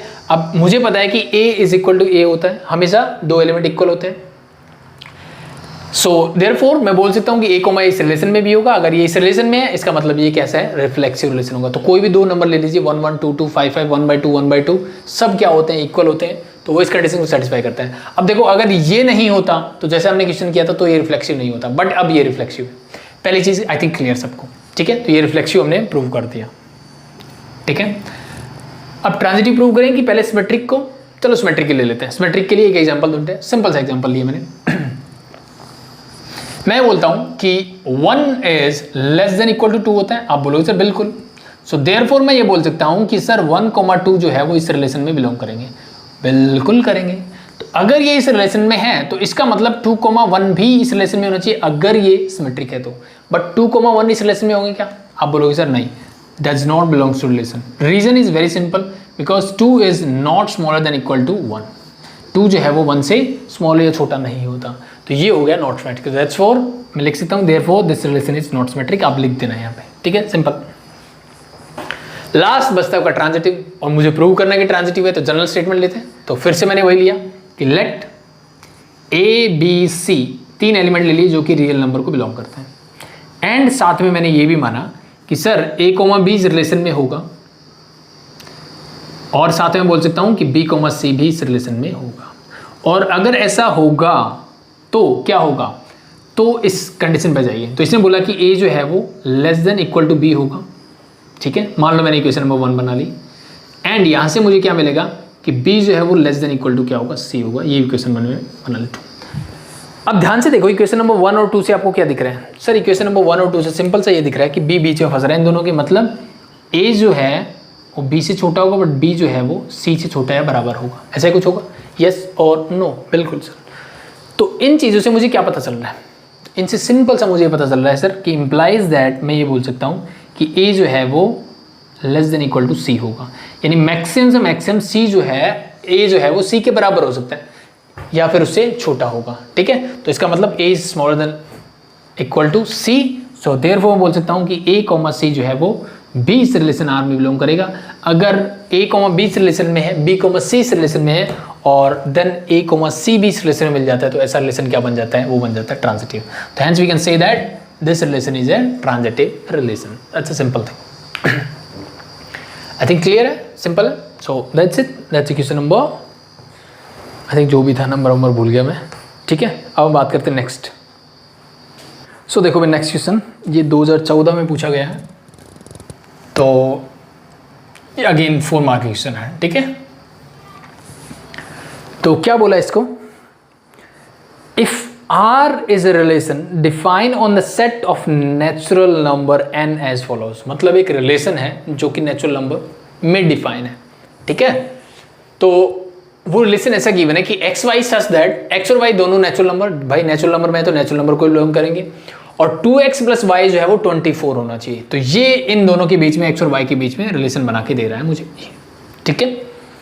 तो अब क्या क्या फाइंड आउट करना है वो देखते हैं। Then find the domain range of the relation R, तो ये रिलेशन निकालना है पहले, सीधी सी बात है, क्योंकि उसका डोमेन और रेंज निकालना है, ठीक है। तो इसका डोमेन बताना है मुझे, रेंज बताना है मुझे, also find whether R is an equivalence relation or not। तो इसका मतलब भाई मुझे ये भी चेक करना पड़ेगा कि रिफ्लेक्सिव है कि नहीं, सिमेट्रिक है कि नहीं, ट्रांजिटिव है कि नहीं। तीनों में से कोई एक भी नहीं मिला तो इसका मतलब ये क्या होगा, इक्विवेलेंस नहीं होगा। दैट्स सिंपल, ठीक है। तो चलो फटाफट से सबसे पहले बना लेते हैं रिलेशन। अब रिलेशन कैसे बनेगा, सिंपल, मैं R को लिखता हूँ। देखो अब ये कैलकुलेशन आप बहुत आराम से सिंपल कर सकते हो। ध्यान रहे x और y की वही वैल्यू लेनी है जो नेचुरल नंबर हो। तो अब यहाँ पे मैं x की वैल्यूज रखता हूँ, ठीक है। 0 रख सकते हैं क्या? नहीं, क्योंकि x नेचुरल नंबर है। 1 से स्टार्ट कर सकते हैं। तो अगर मैं x की वैल्यू 1 रखता हूं, x 1 होगा, ये 2 हो जाएगा, 2 उधर जाएगा, क्या बचेगा 22। तो y की वैल्यू आ जाएगी सर 22। तो ये बन गया मेरा पहला ऑर्डर्ड पेयर इस रिलेशन के अंदर। x की वैल्यू अगर मैं 2 रखूं तो 2 2 जा 4, 4 उधर जाएगा 24 माइनस 4 दैट इज 20, तो 2,20। सिमिलरली अगर मैं 3 रखूं तो ये 6 उधर जाएगा तो बचेगा 18, ठीक है। x की वैल्यू मैं रखता जा रहा हूं, y की वैल्यू ऑटोमेटिकली मिलती जा रही है। 4 रखोगे तो ये हो जाएगा 16, ठीक है सॉरी। 5 रखोगे तो क्या हो जाएगा 10, उधर जाएगा तो बचेगा 14, ठीक है, सिंपल। नेक्स्ट नीचे लिख लेता हूं, तो 6 रखोगे तो बचेगा 12, 7 रखोगे तो अब आई थिंक पैटर्न भी समझ में आने लग गया होगा ना, ये 1 1 बढ़ रहा है, ये 2 2 कम हो रहा है, ठीक है। तो 7 रखोगे तो बचेगा 10, 8 रखोगे तो बचेगा 8 आई थिंक, सॉरी 16, यस, ठीक है। और फिर 9 रखोगे तो बचेगा 6, ठीक है। नेक्स्ट 10 रखेंगे तो क्या हो जाएगा 20, तो ये बचेगा 4। नेक्स्ट हम रखते हैं 11, तो बचेगा 2, क्या हम 12 भी रख सकते हैं? 12 रखने से 24, 24 माइनस 24 बचेगा 0, 0 y की वैल्यू नहीं हो सकती बिकॉज दोनों ही नेचुरल नंबर है। तो ये मेरा रिलेशन बन के हो गया रेडी। ठीक है, तो अब यहाँ से आपको पूछा गया कि इस रिलेशन का डोमेन क्या होगा, इस रिलेशन का डोमेन क्या होगा। सो डोमेन फर्स्ट एलिमेंट का सेट, यानी 1 से स्टार्ट करते हैं, 1 2 3 4 and so on up to मैंने लिखा 11 तक, तो ये आपका बन जाएगा डोमेन। सिंपल, जो फर्स्ट एलिमेंट है इस रिलेशन के अंदर वो आपका डोमेन होगा। आपसे पूछा गया रेंज क्या होगी, तो सर रेंज होगा सेकंड एलिमेंट का सेट। ठीक है मैं पीछे स्टार्ट करता हूं क्योंकि देखो जनरली आप सेट में कैसे भी लिख सकते हो, डजंट मैटर। ठीक है, नॉर्मली हम सीक्वेंस में लिखते हैं, तो मैं स्टार्ट करता हूं 2 से, फिर द नेक्स्ट एलिमेंट इज 4, फिर हमारे पास 6, फिर 8, फिर हमारे पास 10 12 14, आई थिंक 14 के बाद 16, फिर हमारे पास 18 है, फिर हमारे पास 20 है, फिर हमारे पास 22 है। That's it. तो ये है मेरे सारी किसकी रेंज आ गई इस फंक्शन के बारे में। अब मुझे चेक करना है कि ये इक्विवेलेंस रिलेशन है कि नहीं है। ठीक है, इक्विवेलेंस रिलेशन को चेक करने के लिए सबसे पहले हम चेक करते हैं रिफ्लेक्सिव। क्या ये रिफ्लेक्सिव लग रहा है आपको? क्या ये रिफ्लेक्सिव रिलेशन है कि नहीं? देखो पहले ही झटके में मुझे पता लग जाएगा कि इक्विवेलेंस है कि नहीं। ठीक है, सिंपल। ठीक है, तो क्या ये रिफ्लेक्सिव रिलेशन है? आप बोलोगे सर रिफ्लेक्सिव बोलता है 1,1 2,2 3,3 ऐसे रिलेशन में होने चाहिए। तो ये डोमेन जो है natural number two natural number है। ठीक है, तो यहां से कोई भी एलिमेंट, मान लो मैंने 1 उठाया, तो मैं आपसे बोलता हूं कि क्या 1,1 जो है इस रिलेशन में है? आप बोलोगे सर नहीं है। अगर नहीं है इसका मतलब ये रिफ्लेक्सिव नहीं है, नॉट रिफ्लेक्सिव। अगर ये नॉट रिफ्लेक्सिव है तो that's enough to say that this is not equivalence. मुझे सिमेट्रिक या ट्रांजिटिव चेक करने की जरूरत नहीं है, क्योंकि इक्विवेलेंस की कंडीशन होती है कि वो क्या होना चाहिए, रिफ्लेक्सिव, सिमेट्रिक, ट्रांजिटिव तीनों होना चाहिए। कोई भी एक नहीं है तो इक्विवेलेंस नहीं होगा। तो मैंने पहला चेक किया रिफ्लेक्सिव, रिफ्लेक्सिव नहीं है। अगर रिफ्लेक्सिव नहीं है तो ये क्या होगा, इक्विवेलेंस भी नहीं है। अगर आपको सिमेट्रिक भी चेक करना है, यहाँ पे मान लो बोला जाए कि सिमेट्रिक चेक करके बताओ, तो एग्जांपल लेते हैं, मान लो 1,22 लिया मैंने। ठीक है, तो ये इस रिलेशन में बिलोंग करता है। आप बोलोगे सर बिल्कुल। उल्टा करके देखो, क्या 22,1 भी इस रिलेशन में? आप बोलोगे सर नहीं है। तो इसका मतलब ये सिमेट्रिक भी नहीं है। क्या ये ट्रांजिटिव है? ट्रांजिटिव के लिए तो सबसे पहले कंडीशन चेक करनी पड़ेगी आपको। तो कंडीशन चेक करने के लिए देखो आपको कौन सा मिल सकता है एलिमेंट, जो सेकंड एलिमेंट फर्स्ट एलिमेंट भी हो, ऐसा आपको देखना है। ठीक है, सो मैं गया 6 12 से स्टार्ट हो रहा है, नहीं 7 10, हाँ 10 मिल जाएगा। तो 7,10 इस रिलेशन में? आप बोलोगे सर बिल्कुल है। सेकंड एलिमेंट 10 है, 10,4 भी इस रिलेशन में? बिल्कुल सर। 10 को हटा दो, क्या 7,4 इस रिलेशन में? आप बोलोगे सर नहीं है। तो इसका मतलब ये ट्रांजिटिव भी नहीं है। तो ये कुछ भी नहीं है भाई, ना रिफ्लेक्सिव है, ना सिमेट्रिक है, ना ट्रांजिटिव है, तो इक्विवेलेंस होने का तो मतलब ही नहीं बनता। ठीक है, तो आई थिंक सिंपल कर सकते हो इजीली, दैट्स इट। ठीक है, तो ये हो गया नेक्स्ट क्वेश्चन। अब बढ़ते हैं नेक्स्ट की तरफ। सो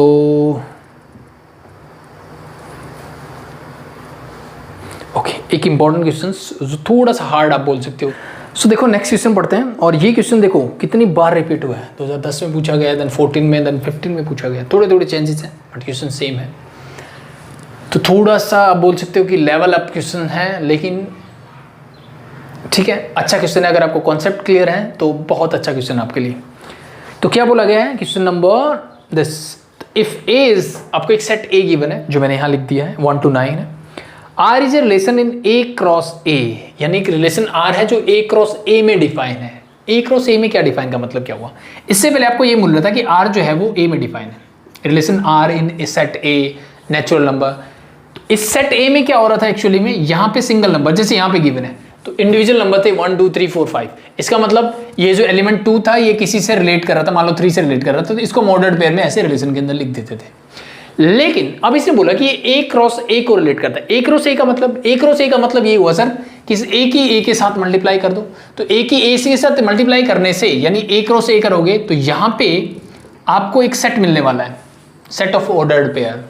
ठीक है, वहां पे एलिमेंट कैसे होंगे सर? वहां पे एलिमेंट ऐसे होंगे, 1,1 होगा, मान लो 1 2 से रिलेट कर रहा है, 1 3 से कर रहा है, एंड सो ऑन।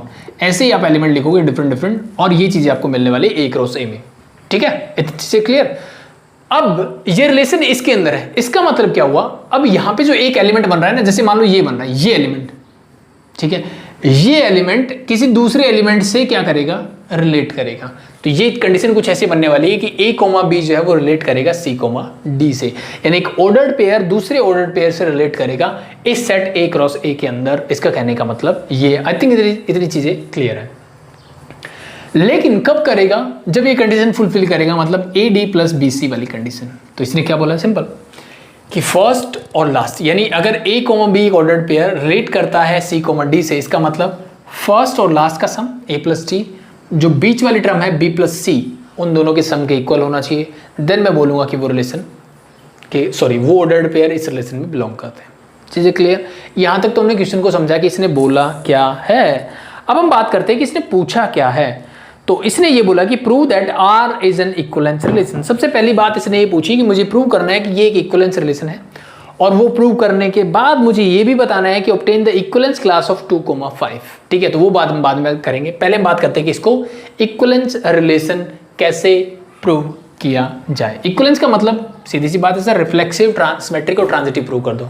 तो सबसे पहले मैं लेके चलता हूँ रिफ्लेक्सिव। क्या लेके चलता हूँ मैं? रिफ्लेक्सिव रिलेशन प्रूव करता हूँ। ठीक है, तब ध्यान से देखो रिफ्लेक्सिव, अगर ये सिंपल सेट ए को बिलोंग कर रहा होता तो ए को बिलोंग करते, ऐसी चीजें हम लेते हैं कि एक एलिमेंट ए होता है जो दूसरे एलिमेंट ए को ही बिलोंग करे, तो ऐसे रिलेशन को हम बोल देंगे रिफ्लेक्सिव। ठीक है, सब ए के लिए जो भी सेट में है।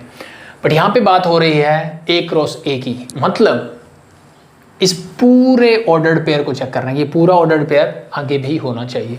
ठीक है, अब ये ए भी डिफरेंट हो सकते हैं क्योंकि अब यहाँ पे एलिमेंट कुछ इस तरह से बन रहा है 1,2, ये एक एलिमेंट है, तो ऐसा ही एक और एलिमेंट आपको मिले सॉरी 1,2 जो है वो 1,2 से ही रिलेट करेगा, तो हम बोलेंगे उसको क्या है, रिफ्लेक्सिव है। ध्यान रखिए। तो यहाँ पे मैं सिंपल सी चीज ले लेता हूँ, और अब मुझे प्रूव अगर करना है तो सिंपल सी बात है, प्रूव करना तो जनरल फॉर्म से करेंगे। तो मैं 1 मिनट के लिए मान लेता हूँ कि लेट, मैंने जनरली ले लिया कि ए क्रॉस बी जो है, ठीक है सॉरी, ए कॉमा बी जो है, ये ऑर्डर्ड पेयर जो है वो ए क्रॉस ए को बिलोंग करता है, क्योंकि भाई सारे एलिमेंट इसी से निकालने हैं मुझे रिलेशन के लिए, इसका काम खत्म हो चुका है। ठीक है, अब देखो यहाँ पे इस सेट ए को नेचुरल नंबर लिख दूँ, रियल नंबर लिख दूँ, कुछ भी लिख दूँ, कोई खास फर्क नहीं पड़ रहा है, अल्टीमेटली मुझे ऐसे ही प्रूव करना है। ठीक है, तो ए कोमा बी जो है इसके अंदर है। अब मैं आपसे अगर ये पूछूं कि A plus B, now A plus B क्या बी प्लस ए के इक्वल होगा? आप बोलोगे तो बिल्कुल होगा, ये तो हमने पढ़ा है। कौन सी प्रॉपर्टी पढ़ी है? ये हमें प्रॉपर्टी बोलते हैं कॉम्यूटेटिव। कॉम्यूटेटिव प्रॉपर्टी से हम बोल सकते हैं कि कॉम्यूटेटिव प्रॉपर्टी के अकॉर्डिंग क्या होना चाहिए, क्या होना चाहिए, नंबर का एडिशन जो है वो, रियल नंबर का एडिशन जो है वो कॉम्यूटेटिव होता है, मतलब इनका ऑर्डर आप चेंज कर सकते हो। आप ए प्लस बी कर सकते हो, बी प्लस ए कर सकते हो, किसी को पहले जोड़ दो, किसी के बाद में आप ऑर्डर चेंज कर सकते हो, दैट डजंट मैटर। ठीक है, आपका रिजल्ट सेम मिलेगा। तो अगर ऐसा है कि A plus B is equal to B plus A है, तो आप चले जाओ वापस से कि सर फर्स्ट और लास्ट एलिमेंट, ठीक है, एक साइड जोड़ना है, तो मतलब फर्स्ट एलिमेंट आपका ए ही होगा। ठीक है, लास्ट एलिमेंट मतलब ये भी आपका सब बी होगा, सॉरी। ठीक है, और सेकंड बीच वाला तो बी पहले लूंगा, तो यहां से मैंने क्या उठाया, बी प्लस ए, ध्यान रखो, तो ये बी हो जाएगा और ये हो जाएगा ए। तो क्या अब यहां से मैं ये बोल सकता हूं कि A comma B is related to A comma B, yes और नो? सिंपल सा इसके साथ कंपेयर कर लो। ठीक है, तो अगर A plus D is equal to B plus C है, इसका मतलब ए और बी, ये इसका फर्स्ट और इसका फर्स्ट एक ऑर्डर्ड पेयर में आएगा, और the last one is in the second ordered pair. तो मैंने वही बात लिखी कि सर ए कोमा बी यानी फर्स्ट और ये वाला फर्स्ट, ए कोमा बी एक ऑर्डर्ड पेयर बना, और यहाँ से ये एक ऑर्डर्ड पेयर बना ए कोमा बी। ये दोनों एक दूसरे से रिलेट करते हैं, क्यों करते हैं? क्योंकि ये कंडीशन सेटिस्फाई कर रहे हैं। ठीक है, तो मैंने कोई भी दो जनरल एलिमेंट, सॉरी एक ऑर्डर्ड पेयर लिया जो ए क्रॉस ए को बिलोंग करता था, फिर मैंने चेक किया कि ए प्लस बी जो है बी प्लस ए के इक्वल होता है, क्योंकि ये प्रॉपर्टी कैसी होती है, कॉम्यूटेटिव प्रॉपर्टी होती है। इसका मतलब ए कोमा बी जो है ए कोमा बी से रिलेट करता है, इसका मतलब मैं बोल सकता हूँ कि रिलेशन कैसा है सर, रिफ्लेक्सिव रिलेशन होगा। तो पहली चीज मैं इसको रब कर देता हूँ क्योंकि मुझे आगे बढ़ना है। तो ये हो गया रिफ्लेक्सिव रिलेशन। अब हम बात करते हैं सिमेट्रिक के बारे में। तो सिमेट्रिक के बारे में कहानी वही रहेगी, ए कोमा बी अगर ठीक है किसी रिलेशन में बिलोंग करता है तो दूसरा भी होना चाहिए। इसका मतलब क्या हुआ कि मुझे कुछ एलिमेंट देखने होंगे ऐसे जो रिलेशन में बिलोंग करते होंगे एक्चुअली में ठीक है, सॉरी। सो मैं 1 मिनट के लिए मान लेता हूं कि लेट, ठीक है, A comma B is related to, sorry is related to C comma D. ये 1 मिनट के लिए मैंने मान लिया कि ऐसा है, ठीक है, क्योंकि मुझे सिमेट्रिक प्रूव करना है। इन जनरल फॉर्म मैंने ले ली। आप ये भी बोल सकते थे A comma B and C comma D belongs to the A cross A, ये भी आप एज्यूम कर सकते हो साथ में, जैसे हमने ए कोमा बी हमने लिया था यहाँ पे। तो यहाँ पे आप कर सकते हो कि let A comma B and C comma D belongs to A cross A and A comma B is related to C comma D. अगर ये इस रिलेशन में है तो सिंपल सी कंडीशन फुलफिल करेंगे कि ए प्लस डी जो है वो किसके इक्वल होना चाहिए, भाई बी प्लस सी के इक्वल होना चाहिए। सिंपल सी बात है। अगर ये इस रिलेशन में इंप्लाइज दैट, मैं इसको ऐसे बोल सकता हूं। लेकिन सिमेट्रिक के लिए मुझे क्या करना है सर, ये एलिमेंट इससे रिलेट करता है तो मतलब इसका उल्टा, यानी यहां पे सी कोमा डी जो है वो ए कोमा बी से भी रिलेट करना चाहिए। ऐसा भी मुझे इस रिलेशन में दिखना चाहिए, तब मैं इसको बोलूंगा सिमेट्रिक। ठीक है, तब मैं इसको बोलूंगा सिमेट्रिक। तो सिंपल से ध्यान से देखो अब यहाँ पे एक्चुअली में मुझे क्या चाहिए, मुझे ए बी मतलब ये जो एलिमेंट है इनको रिप्लेस करना है सी और डी से। मुझे किससे रिप्लेस करना है इनको, सी और डी से रिप्लेस करना है, ये काम करना है मुझे। ठीक है, तो फर्स्ट एलिमेंट तो जो यहां पे ए लिखा हुआ वो यहां आएगा, तो यहां पे सी आना चाहिए। ठीक है, तो मैं एक काम करता हूं 1 मिनट के लिए। सबसे पहले मैं क्या इसको d plus A is equal to C plus B भी लिख सकता हूं। आप बोलोगे सर बिल्कुल लिख सकते हैं, कोई प्रॉब्लम नहीं है। यस और नो, सब बिल्कुल लिख सकते हैं, क्योंकि अभी अभी मैंने पढ़ा कॉम्पिटिटिव प्रॉपर्टी से। अब इस बात को मैं आगे लिख देता हूं, C plus B is equal to D plus A. क्या मैं इसको ऐसे भी लिख सकता हूं सर, एक ही तो बात है। ठीक है, सिर्फ मैंने लेफ्ट हैंड साइड को राइट हैंड साइड में लिख दिया, राइट को लेफ्ट में लिख दिया, नो प्रॉब्लम। अगर मैं इसको ऐसे लिख सकता हूं तो अब कहानी हमारे फेवर में आ गई है कि सर ये दोनों एलिमेंट देखो ध्यान से, A B related to C D अगर है तो ए बी फर्स्ट दोनों एलिमेंट पहले सेट में, यानी मैं बोल सकता हूँ सी कोमा डी जब वो रिलेट करेगा सेकेंड एलिमेंट मतलब ए कोमा, अब देखो यहाँ से ये उल्टा होता है, सी और डी ऐसे होता है, तो ये ए कोमा बी से रिलेट करेगा और ऐसा होगा अगर तो ये सिमेट्रिक हो जाएगा। सिंपल। तो मैंने बोला कि A comma B is related to C comma D और यहीं से मैंने उठा के ये कंडीशन फुलफिल की, इसी को मैंने रीअरेंज करके इस कंडीशन को फुलफिल करके बना लिया। क्योंकि अगर आपको सिमेट्रिक प्रूव करना है तो आपको पता होना चाहिए आपको करना क्या है, आपको जो करना है उसी पॉइंट ऑफ व्यू से आप सॉल्व करोगे। दैट्स इट, ये बन गया आपका सेकंड। तो इसका मतलब ये हो गया मेरा सिमेट्रिक भी। तो ये रिफ्लेक्सिव हो गया, ये सिमेट्रिक हो गया। थर्ड मुझे प्रूव करना है कि ये ट्रांजिटिव भी है कि नहीं। ठीक है, तो 100% है क्योंकि मुझे प्रूव करना है। तो ट्रांजिटिव की कंडीशन सेम वही रहेगी, ट्रांजिटिव की कंडीशन सेम वही रहेगी। क्या कंडीशन होगी, तो सबसे पहले मुझे एज्यूम करना पड़ेगा कि सर ए कोमा बी जो है वो रिलेट करता है सी कोमा डी से। ठीक है, और मुझे लेना पड़ेगा कि सी कोमा डी जो है वो रिलेट करता होगा, let be it is E comma F, इससे रिलेट करता होगा, ये मुझे एज्यूम करना है। तो इसका मतलब क्या हुआ, इसका मतलब ये है कि अगर ये रिलेट करता है तो इसका मतलब सिंपल सा है कि ए प्लस डी जो है वो इक्वल होना चाहिए बी प्लस सी के। लेट बी, मैंने इसको बना लिया इक्वेशन नंबर 1। ठीक है, और यहां से मुझे ये मिलता है कि सर सी प्लस एफ जो है वो इक्वल होना चाहिए डी प्लस ई के। इसको मैंने बना लिया इक्वेशन नंबर 2। यहां तक चीजें क्लियर, आई थिंक क्लियर है। ठीक है, अब ध्यान से देखने वाली बात ये होती है कि ट्रांजिटिव के लिए मुझे ये हटाना है, ये हटाना है, मुझे ए बी और ई एफ के बीच में रिलेशन चाहिए, मुझे ए बी और ई एफ के बीच में रिलेशन चाहिए। ठीक है, तो ये दोनों हटाने के लिए क्या करना पड़ेगा, सीधी सी बात है सर, सब्ट्रैक्ट कर दो। ठीक है, क्योंकि दोनों में यही तो है। लेकिन सब्ट्रैक्ट करते हुए एक चीज का ध्यान रखना है, यहाँ पे देखो d है, यहाँ पे d है, तो मैं इनको इंटरचेंज करके भी लिख सकता हूँ। यस, तो इसका मतलब मैं इसको d plus E is equal to C plus F भी लिख सकता हूँ। ठीक है, आप चाहो तो इसको इक्वेशन नंबर 2 बना लो। अब किसी भी इक्वेशन में से यानी 1 - 2 कर दो। मान लो इक्वेशन में 1 में से मैंने 2 को क्या कर दिया, सब्ट्रैक्ट कर दिया, तो इसमें से माइनस करोगे, मान लो ये माइनस, ये माइनस, ये माइनस और ये माइनस हो जाएगा। तो a प्लस डी, तो d से d कैंसिल आउट, ये बचेगा आपके पास a minus A is equal to, यहाँ से देखो क्या कैंसिल, c से c कैंसिल आउट, आपके पास बचेगा b माइनस एफ। ठीक है, बट सारी टर्म मुझे a plus D plus B plus C सब कुछ प्लस चाहिए। तो एक काम करता हूँ, मैं इसको f को इधर लेके आता हूँ, e को उधर लेके जाता हूँ, तो ये बन जाएगा आपका a plus F is equal to B plus E. अब ध्यान से देखो, इसी के साथ कंपेयर कर दो फटाफट से। ए बी बनाएगा फर्स्ट एलिमेंट, तो यानी यहां से मैं बोल सकता हूं कि ए कॉमा बी जो है वो रिलेट करेगा किससे सर, बाकी क्या बच गया ई और एफ, तो ई और एफ से रिलेट करेगा।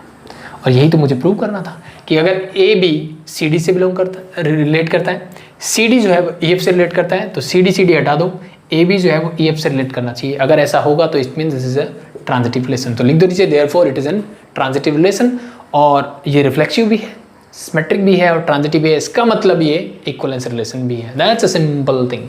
ठीक है, तो मैंने प्रूव कर दिया कि ये मेरा क्या हो गया, इक्विवेलेंस रिलेशन हो गया। अब जैसे मैं आपको बता रहा था, नेक्स्ट क्वेश्चन आपकी स्क्रीन पे आ जाएगा। तो इस क्वेश्चन में क्या था, सिंपल, तो वहां पे सिर्फ क्या चेंज किया इसने, डोमेन को n क्रॉस n में गिवन है, तो यहां जैसे मैंने a क्रॉस a में लिखा है वैसे ही n क्रॉस n में। तो देखो अल्टीमेटली इस चीज का कुछ ज्यादा रोल मिला नहीं मुझे इस क्वेश्चन में, तो आपको मैं a क्रॉस a बोल दूं या n क्रॉस n बोल दूं, एक ही बात है। बाकी सारी चीजें सेम प्रूव करनी है और सिर्फ वहां पे आपको इक्विवेलेंस रिलेशन ही प्रूव करना था, बाकी सारी कॉपी पेस्ट क्वेश्चन है। ठीक है, एज इट इज क्वेश्चन आपको गिवन है। ठीक है, and the third one, I think एक और क्वेश्चन जो आपको मैं बोल रहा था, और वो भी है, हाँ वहाँ पे थोड़ा सा चेंज किया हुआ, उस चीज़ की मैं बात कर लेता हूँ। तो आई थिंक ये हो जाएगा पहले इस क्वेश्चन का लास्ट पार्ट जो क्या था, एंड दैट इज कि obtain the equivalence class of 2,5। आपको ये भी बोला गया कि 2,5 की इक्विवेलेंस क्लास भी आपको बतानी है। तो आई थिंक ये हटा दूँ, यहाँ तक सबको क्लियर है। तो इसकी इक्विवेलेंस क्लास निकाल लेते हैं, फिर हम आई थिंक जो सेकंड क्वेश्चन बताया वो हो जाएगा, लास्ट क्वेश्चन है उसके बारे में हम बात कर लेंगे थोड़ी सी। सो देखो आपसे बोला गया है कि 2,5 की इक्विवेलेंस क्लास बताओ मुझे, ठीक है। मतलब ये किस किस से रिलेट करता है वो चीज़ें निकालनी है। 2,5 जो है वो किस किस से रिलेट करता है वो चीज़ें निकालनी है आपको। सो सिंपल से देखो, ये रिलेशन कुछ ऐसा है 2,5 रिलेटेड टू C, D, और अगर ये फुलफिल कर रहा है तो ये कुछ ऐसा होगा। तो इसका मतलब मैंने मान लिया कि मेरा जो 2,5 है, मान लो वो किसी भी एक सेट से रिलेट कर रहा है। लेट बी डेज कुछ भी ले सकते हो आप, A ले लो, B ले लो, XY ले लेता हूँ क्योंकि बार बार हम A B यूज़ कर रहे हैं तो आप कन्फ्यूज हो जाओ, ठीक है। XY से रिलेट करता है, ये XY की वैल्यू चाहिए मुझे। तो ये क्या फुलफिल करेगा सर, ये फुलफिल करेगा 2 + y must be equal to x + 5 बोल दो या 5 + x बोल दो, ठीक है। इसको सेटिस्फाई करना चाहिए।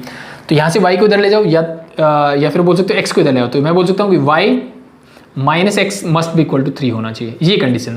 तो ये y और x की ये वैल्यूज होगी, और y x की वैल्यू कहाँ से आएगी, y और x की वैल्यू इस सेट से तो आएगी सर, ठीक है। तो यहाँ से वैल्यूज पुट करो, जिसका आंसर 3 आ रहा है वो आपके ऑर्डर्ड पेयर बनते जाएंगे, ठीक है। तो सिंपल, मान लो मैं x की वैल्यू 1 लेता हूँ, ठीक है, x की वैल्यू 1। तो अब मैं इसके ऑर्डर्ड पेयर साथ साथ, x की वैल्यू मैंने 1 ली, जैसे मैंने x1 लिया तो -1 उधर जाएगा प्लस, तो y की वैल्यू आ जाएगी 4, 1,4 इसका आंसर होगा, बिल्कुल होगा।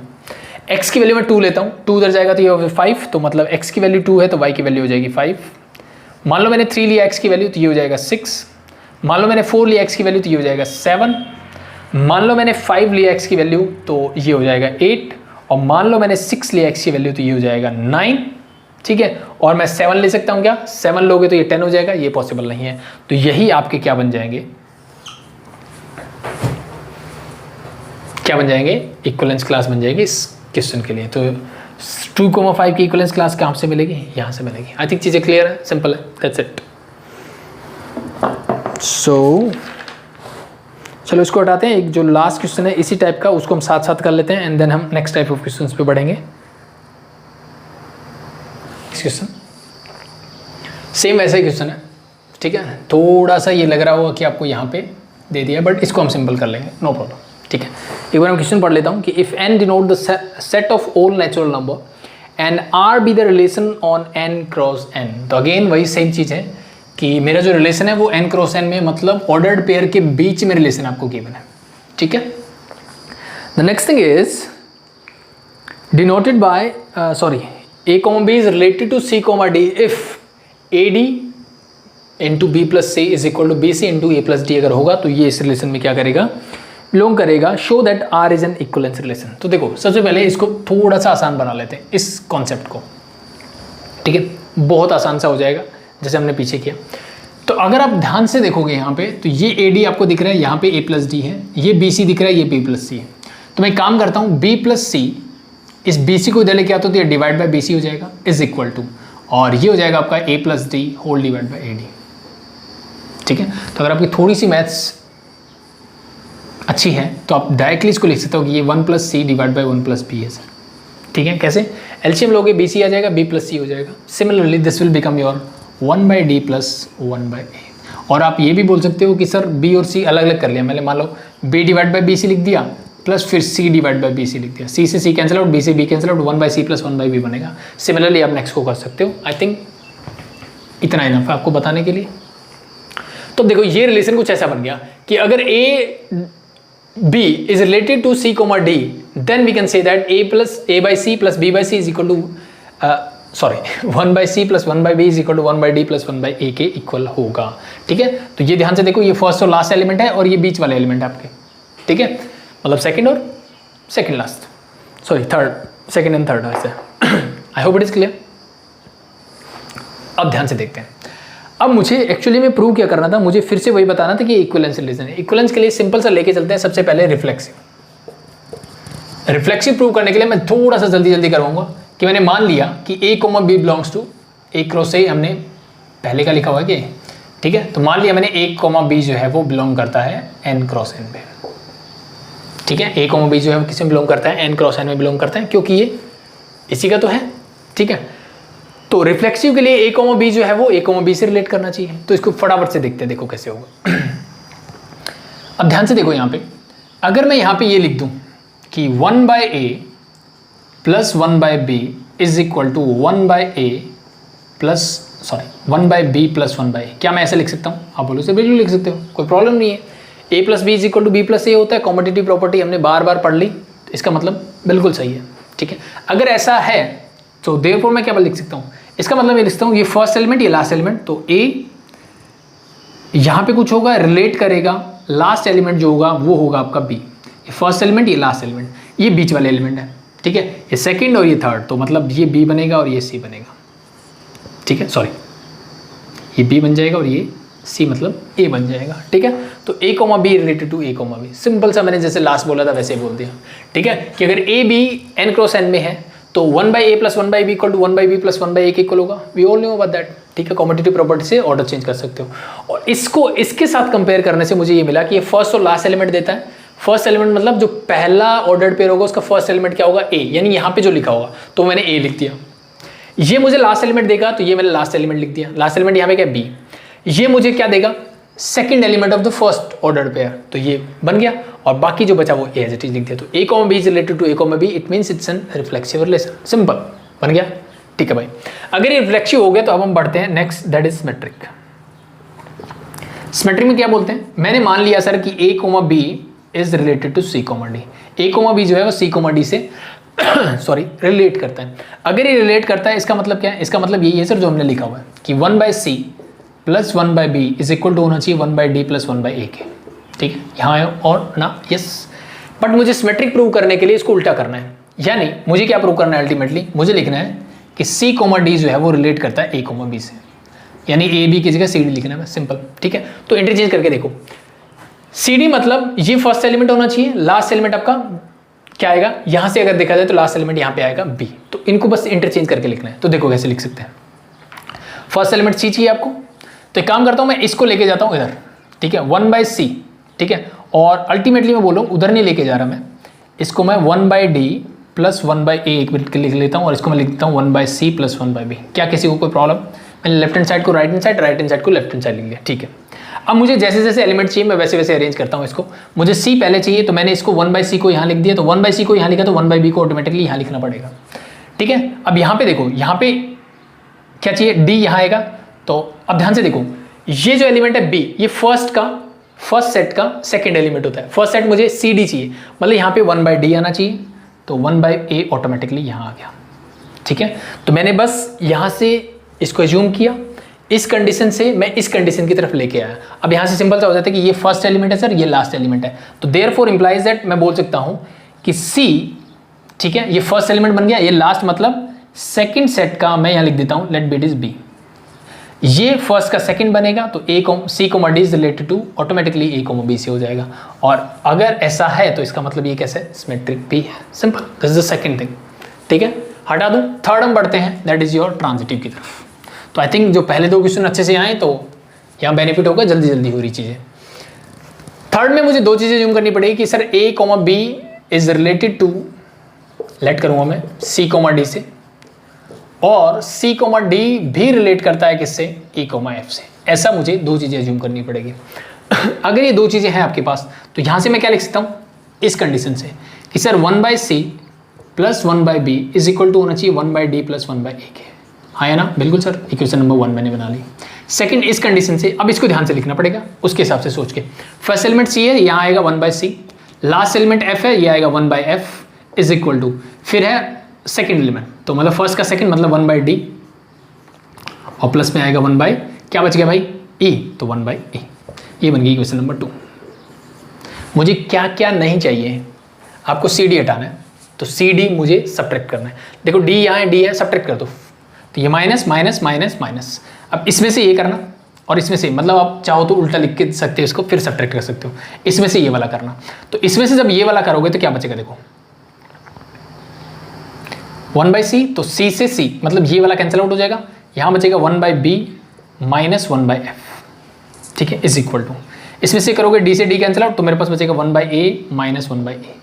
ठीक है, इंटरचेंज करते हैं, इसको इधर लेके जाते हैं, माइनस वाले को प्लस बनाते हैं, तो 1/b प्लस 1/e हो जाएगा, सॉरी इज इक्वल टू ये आना चाहिए 1/a प्लस 1/f। ठीक है, लेकिन अब थोड़ा सा ध्यान रखना है फिर से मुझे कि अल्टीमेटली मुझे बनाना क्या है, मुझे ये बताना है सर कि a, b जो है वो रिलेट करना चाहिए e, f से। तो इसी हिसाब से हम इसको रीअरेंज करके लिख देते हैं। ठीक है, तो a, b जब c, d से रिलेट करते हैं, देखो ये फर्स्ट एलिमेंट होना चाहिए, तो फर्स्ट एलिमेंट यहाँ आना चाहिए, तो इसका मतलब मैं इसको इंटरचेंज करके ऐसे लिख सकता हूँ, कोई प्रॉब्लम? सर कोई प्रॉब्लम नहीं है। ठीक है, तो यहाँ से मुझे मिल गया कि सर इसका मतलब ये है कि फर्स्ट एलिमेंट a, ये रिलेट करेगा। अब मैं निकालता हूँ पूरा रिलेशन, लास्ट एलिमेंट होगा f। ये दो चीजें मुझे मिल गई। यहाँ पे देखो ये e क्या देता है आपको, ये वाला एलिमेंट क्या देता है, ये b, फर्स्ट एलिमेंट का सेकंड, बट e नहीं होना चाहिए, यहाँ तो b आना चाहिए, तो मैंने इन दोनों को भी इंटरचेंज कर दिया, यहाँ b लिख दिया, यहाँ e लिख दिया, कोई प्रॉब्लम नहीं सर। तो ये b बन जाएगा, ये आ जाएगा e।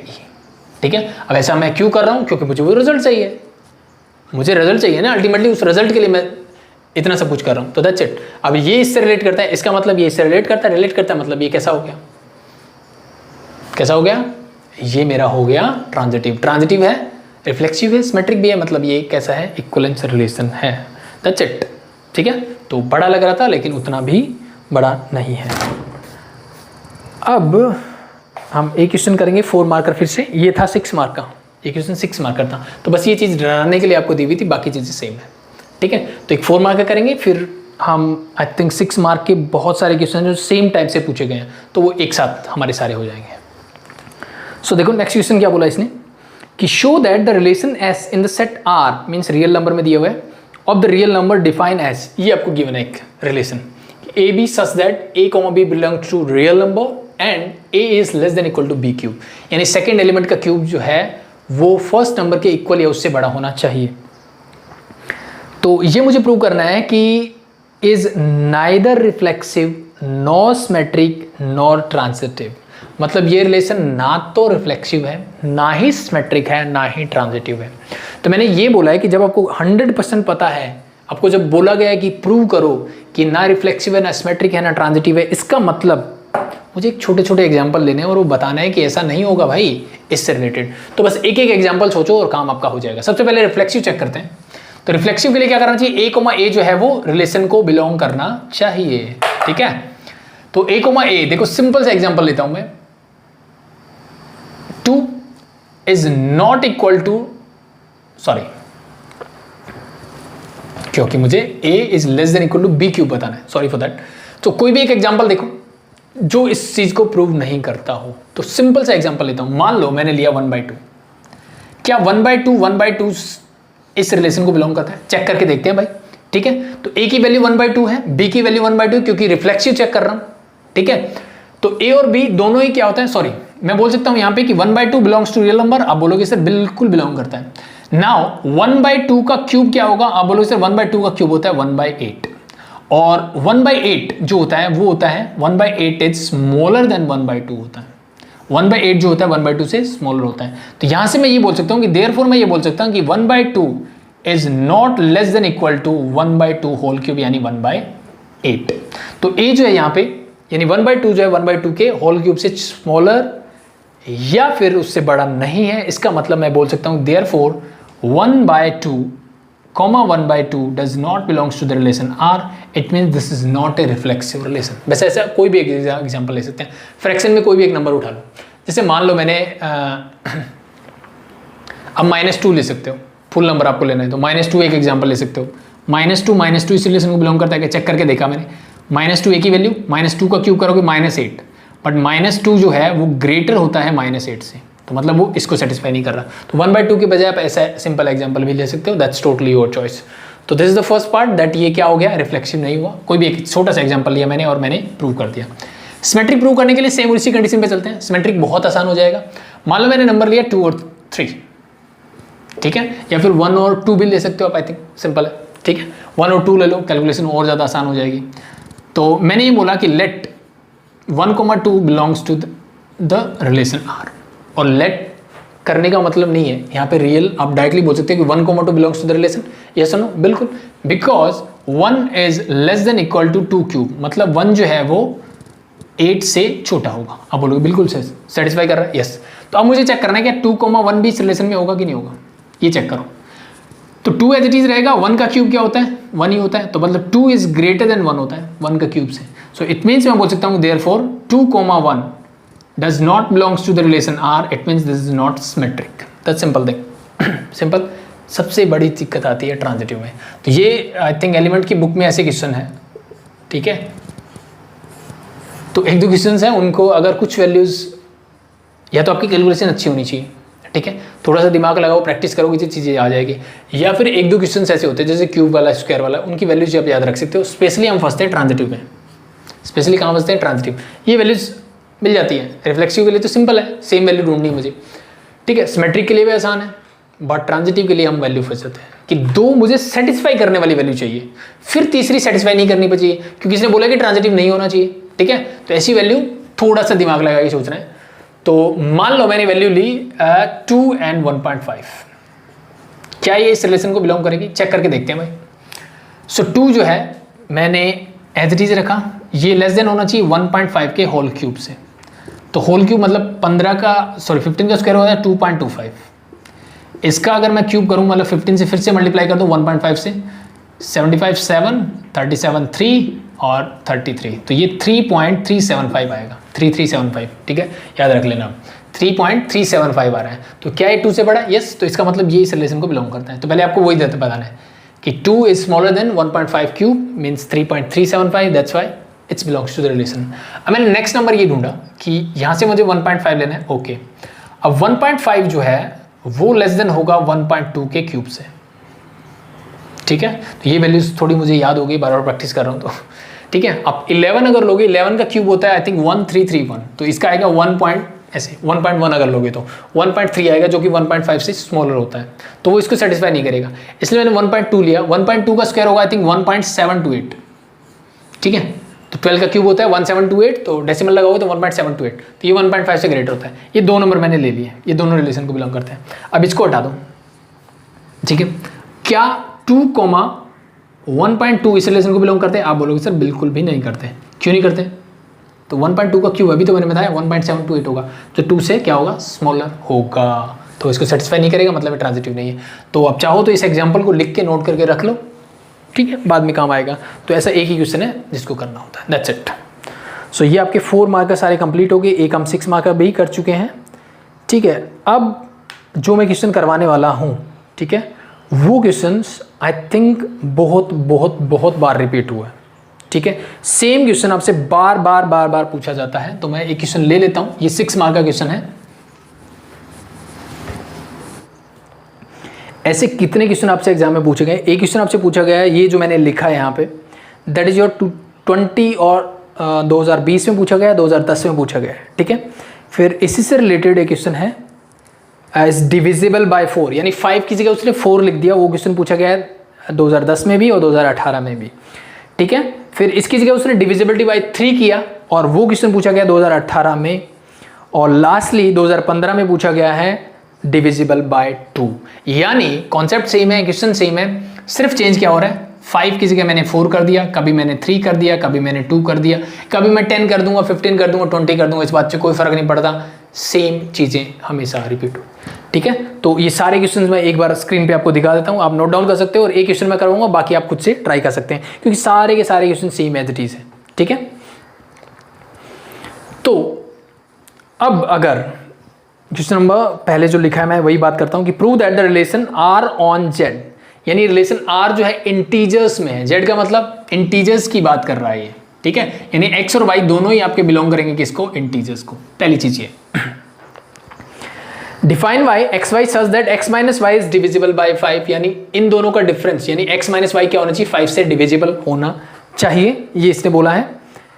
Is an equivalence relation, तो मुझे प्रूव करना है कि ये क्या होगा, मेरा इक्वलेंस रिलेशन होगा। सो देखो बहुत ही सिंपल, इक्वलेंस प्रूव करना है तो जनरल फॉर्म ले लेते हैं, ठीक है। तो मैंने 1 मिनट के लिए मान लिया कि लेट कोई भी एक एलिमेंट ए है जो कि क्या करता है, इंटीजर है, ठीक है, क्योंकि इंटीजर इंटीजर है।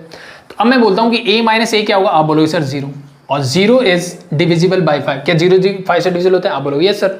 इसका मतलब आपने कोई भी दो एलिमेंट, कोई भी दो इंटीजर उठाए, उन दोनों का डिफरेंस हमेशा 0 होगा और वो 5 से डिविजिबल होगा। इसका मतलब मैं क्या बोल सकता हूँ कि वो रिफ्लेक्सिव होगा। सिंपल आपको ये बोलना है कि let a is equal to z, so a minus a equal to 0 and 0 is divisible by 5, therefore a comma a belongs to the relation r for all a belongs to the set और a belongs to z। That's it. तो ये हो गया आपका reflexive. Symmetric check करने के लिए क्या करना है, a कॉमा b ढूंढना है। तो मैंने पहले ढूंढा सर a माइनस b, ठीक है। तो सबसे पहले आप अज्यूम करोगे लेट a कॉमा b जो है वो इस रिलेशन r को बिलोंग करता है। अगर इस रिलेशन में इसका मतलब a माइनस b क्या होगा, डिविजिबल बाय 5 होगा। यस सुनो, यस आप बोलोगे बिल्कुल सर, ठीक है। तो अब अगर मैं माइनस कॉमन ले लूँ तो ये बन जाएगा b माइनस a। तो देखो अब यहाँ से a माइनस b करने से मान लो मैंने 11 माइनस 6 किया, आपको मिला 5।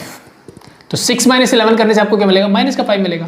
तो अगेन ये 5 से डिविजिबल तो है, यस और no, yes it is. So इसका मतलब a minus B is divisible by 5, तो minus of b minus b is also divisible by 5, yes और no, we can say yes. तो अगर ये भी 5 से डिविजिबल, इसका मतलब ये कैसा हुआ, b कोमा a भी इस रिलेशन में, मतलब ये सिमेट्रिक भी हुआ। सिमिलरली आप चेक कर सकते हो थर्ड चीज रिफ्लेक्सिव, यानी a कोमा b अगर इस रिलेशन में है एंड मैंने साथ में एक और एज्यूम किया कि b कोमा c भी इस रिलेशन को बिलोंग करता है, तो इसका मतलब a minus b is divisible 5 और आप इसको 5n की फॉर्म में भी लिख सकते हो। Similarly b minus c is also multiple of 5। अब यहाँ पे n मत लिख देना, कुछ और लिखना है क्योंकि 5 का मल्टीपल है, 5 से डिविजिबल है, तो 5 की फॉर्म में लिखोगे। दोनों को ऐड कर दो, b and b get cancel out, तो a minus c is equal to 5 into n plus m हो जाएगा, ठीक है। तो again this is a multiple of a, it means a comma c is also belongs to the relation, therefore it is reflexive. Simple, same condition लगानी है। तो यहाँ पे भी आप ऐसा कर सकते थे कि इसको 5n लिख दिया, मान लो आपने इसको माइनस 5n लिख दिया, तो ये ऑटोमेटिकली क्या हो गया, 5 से डिविजिबल हो गया, ठीक है। तो सेम एज इट इज। तो the next is question number 25। वहां पे आपसे find the set of all element related to 1। So अब यहां पे देखो 25 में क्या बोला इसने, इसको हटा दूं, थोड़ा थोड़ा बताऊंगा मैं क्योंकि बाकी चीजें आपको करनी है क्योंकि आसान है, ठीक है, बार बार रिपीट करवाने कोई मतलब नहीं है। वहां पे a माइनस बी बोला है, mod of a minus B, तो यहाँ पे और काम आसान कर दिया पूरा, एक माइनस नहीं आएगा बस, और क्या फर्क है। तो a minus B is divisible by 4, यहाँ पे 4 से डिविजिबिलिटी की बात हो रही है। किससे बात हो रही है, 4 से डिविजिबिलिटी की बात हो रही है। तो सबसे पहले a कोमा a लोगे तो a माइनस a क्या होता है, आप बोलोगे सर 0, और 0 हर एक नंबर से डिविजिबल तो 4 से भी होगा, तो मतलब ये रिफ्लेक्सिव हो जाएगा, ठीक है। सिमिलरली सिमेट्रिक करोगे तो आप बोलोगे सर a माइनस बी जो है वो 4n है मान लो, तो माइनस कॉमन ले लूंगा। तो अब यहाँ देखो, यहाँ माइनस कॉमन लेने से कोई फर्क नहीं पड़ने वाला, ये 4n ही रहेगा क्योंकि अल्टीमेटली मोड के अंदर माइनस प्लस हो जाता है। तो a माइनस बी लिखो या b माइनस ए, सेम चीज बात होती है, इट मीन्स मल्टीपल ऑफ 4, ठीक है। थर्ड थिंग जो होगी वहां पे आपको थोड़ी सी गड़बड़ होगी कि a माइनस बी आप बोलोगे सर इस रिलेशन को बिलोंग करता है, मान लो मैंने 4n लिख दिया, फिर मैंने b माइनस से लिखा, इसको मैंने 4m लिख दिया, ठीक है। अब इन दोनों को ऐड कैसे करोगे, उसके लिए आपको ये मोड हटाना पड़ेगा, ठीक है। तो उसके लिए सिंपल सा तरीका होता है, हमने सीखा हुआ है, इस मोड को हटा के क्या मैं यहाँ पे प्लस माइनस लिख सकता हूँ, यस, इसको भी प्लस माइनस लिख दो, सिंपल। तो now adding them, b and b get cancel out, you will say a minus C is equal to plus minus, इस 4 को मैं बाहर लेता हूँ, ठीक है, तो plus minus n plus minus m बचेगा। तब यहाँ पे कुछ भी हो क्या फर्क पड़ता है, प्लस का हो माइनस का हो, बट 4 इंटू समथिंग है, इट मीन्स ये 4 का क्या होगा, मल्टीपल होगा, मतलब 4 से डिविजिबल होगा, दैट्स इट, ठीक है। अब यहाँ पे दो चीजें, find the set of all element related to 1, ठीक है, वो सारे एलिमेंट निकाले जो 1 से रिलेटेड है, और फिर इसने बोला कि इक्विवेलेंस क्लास निकालनी है 2 की। तो एक ही बात है दोनों बातें, यानी मुझे इक्विवेलेंस क्लास ऑफ 1 भी निकालनी है। 1 से रिलेटेड एलिमेंट का सेट क्या होता है, इक्विवेलेंस क्लास ऑफ 1 ही होती है, और इक्विवेलेंस क्लास ऑफ 2 भी पूछी गई है। और यहाँ पे x की वैल्यू इंटीजर है बट 0 से 12 के बीच में है, तो आई थिंक आप आराम से निकाल सकते हो, ठीक है। 4 से डिविजिबल वाले नंबर अगर आप मान लो 1 निकालोगे तो 1 minus something must be A product of 4 का मल्टीपल होना चाहिए। तो ध्यान से देखो, आपको 0 से 12 लेना, आप 0 लोगे नहीं बनेगी बात, 1 लोगे, 1 माइनस 1 इज 0, यस। तो इसके सेट में क्या आ जाएगा, 1 के इक्वल में 1 आएगा। 1 के बाद देखो, अब 4 से डिविजिबिलिटी बात हो रही है, 4 ऐड करते चलो, यहाँ पे 5 वर्क करेगा, यहाँ पे 9 वर्क करेगा, और 9 के बाद 13, तो वो है नहीं, 12 तक ही आएगा, तो 1 1 5 9 आ गया। 2 के लिए वही, यहाँ पे 2 हो जाएगा, तो 2 के लिए 2 आ सकता है सबसे पहला नंबर क्योंकि 0 हो जाएगा, एंड देन 6 आएगा, और फिर 10 आ जाएगा, दैट्स इट, ठीक है। ये सेटिस्फाई करेंगे, तो 1 की इक्विवेलेंस क्लास ये है, 2 की ये है, दोनों चीज़ों को पूछा अलग तरीके से गया था, बट चीज़ें वही है, ठीक है। एंड अब देखो क्वेश्चन नंबर 28 में इसने थोड़ा सा और ऐड किया, डिविजिबिलिटी बाय 2 से बोला गया, वो आई थिंक कर लोगे। Write all the equivalence class of R, write all the equivalence class of R का मतलब क्या होता है, जितने एलिमेंट आपको सेट में दिख रहे हैं, ठीक है। तो यहाँ पे एलिमेंट है हमारे पास 1 2 3 4 5, सबकी इक्विवेलेंस क्लास लिखनी है। 1 की भी लिखोगे, फिर 2 की, 3 की, 4 की, 5 की, सबकी इक्विवेलेंस क्लास आप लिखोगे। दैट्स इट, यही आपको करना है। Write the equivalence class of R means जो भी रिलेशन है उसकी सब जितने भी एलिमेंट है सबकी आपको क्या करनी है, इक्विवेलेंस क्लास लिखनी है। ये आपका लास्ट क्वेश्चन है, ठीक है। सो आई थिंक दैट्स इनफ। तो नेक्स्ट हम बात करेंगे फंक्शन, ठीक है। तो इससे पहले मैंने क्या किया था, रिलेशन पे एक वन शॉट वीडियो बना, फिर हमने क्वेश्चंस किए। बट नेक्स्ट में हम क्या करेंगे, फंक्शन एंड द क्वेश्चन साथ में ही कर लेंगे, एक ही लेक्चर में हम कंप्लीट करेंगे।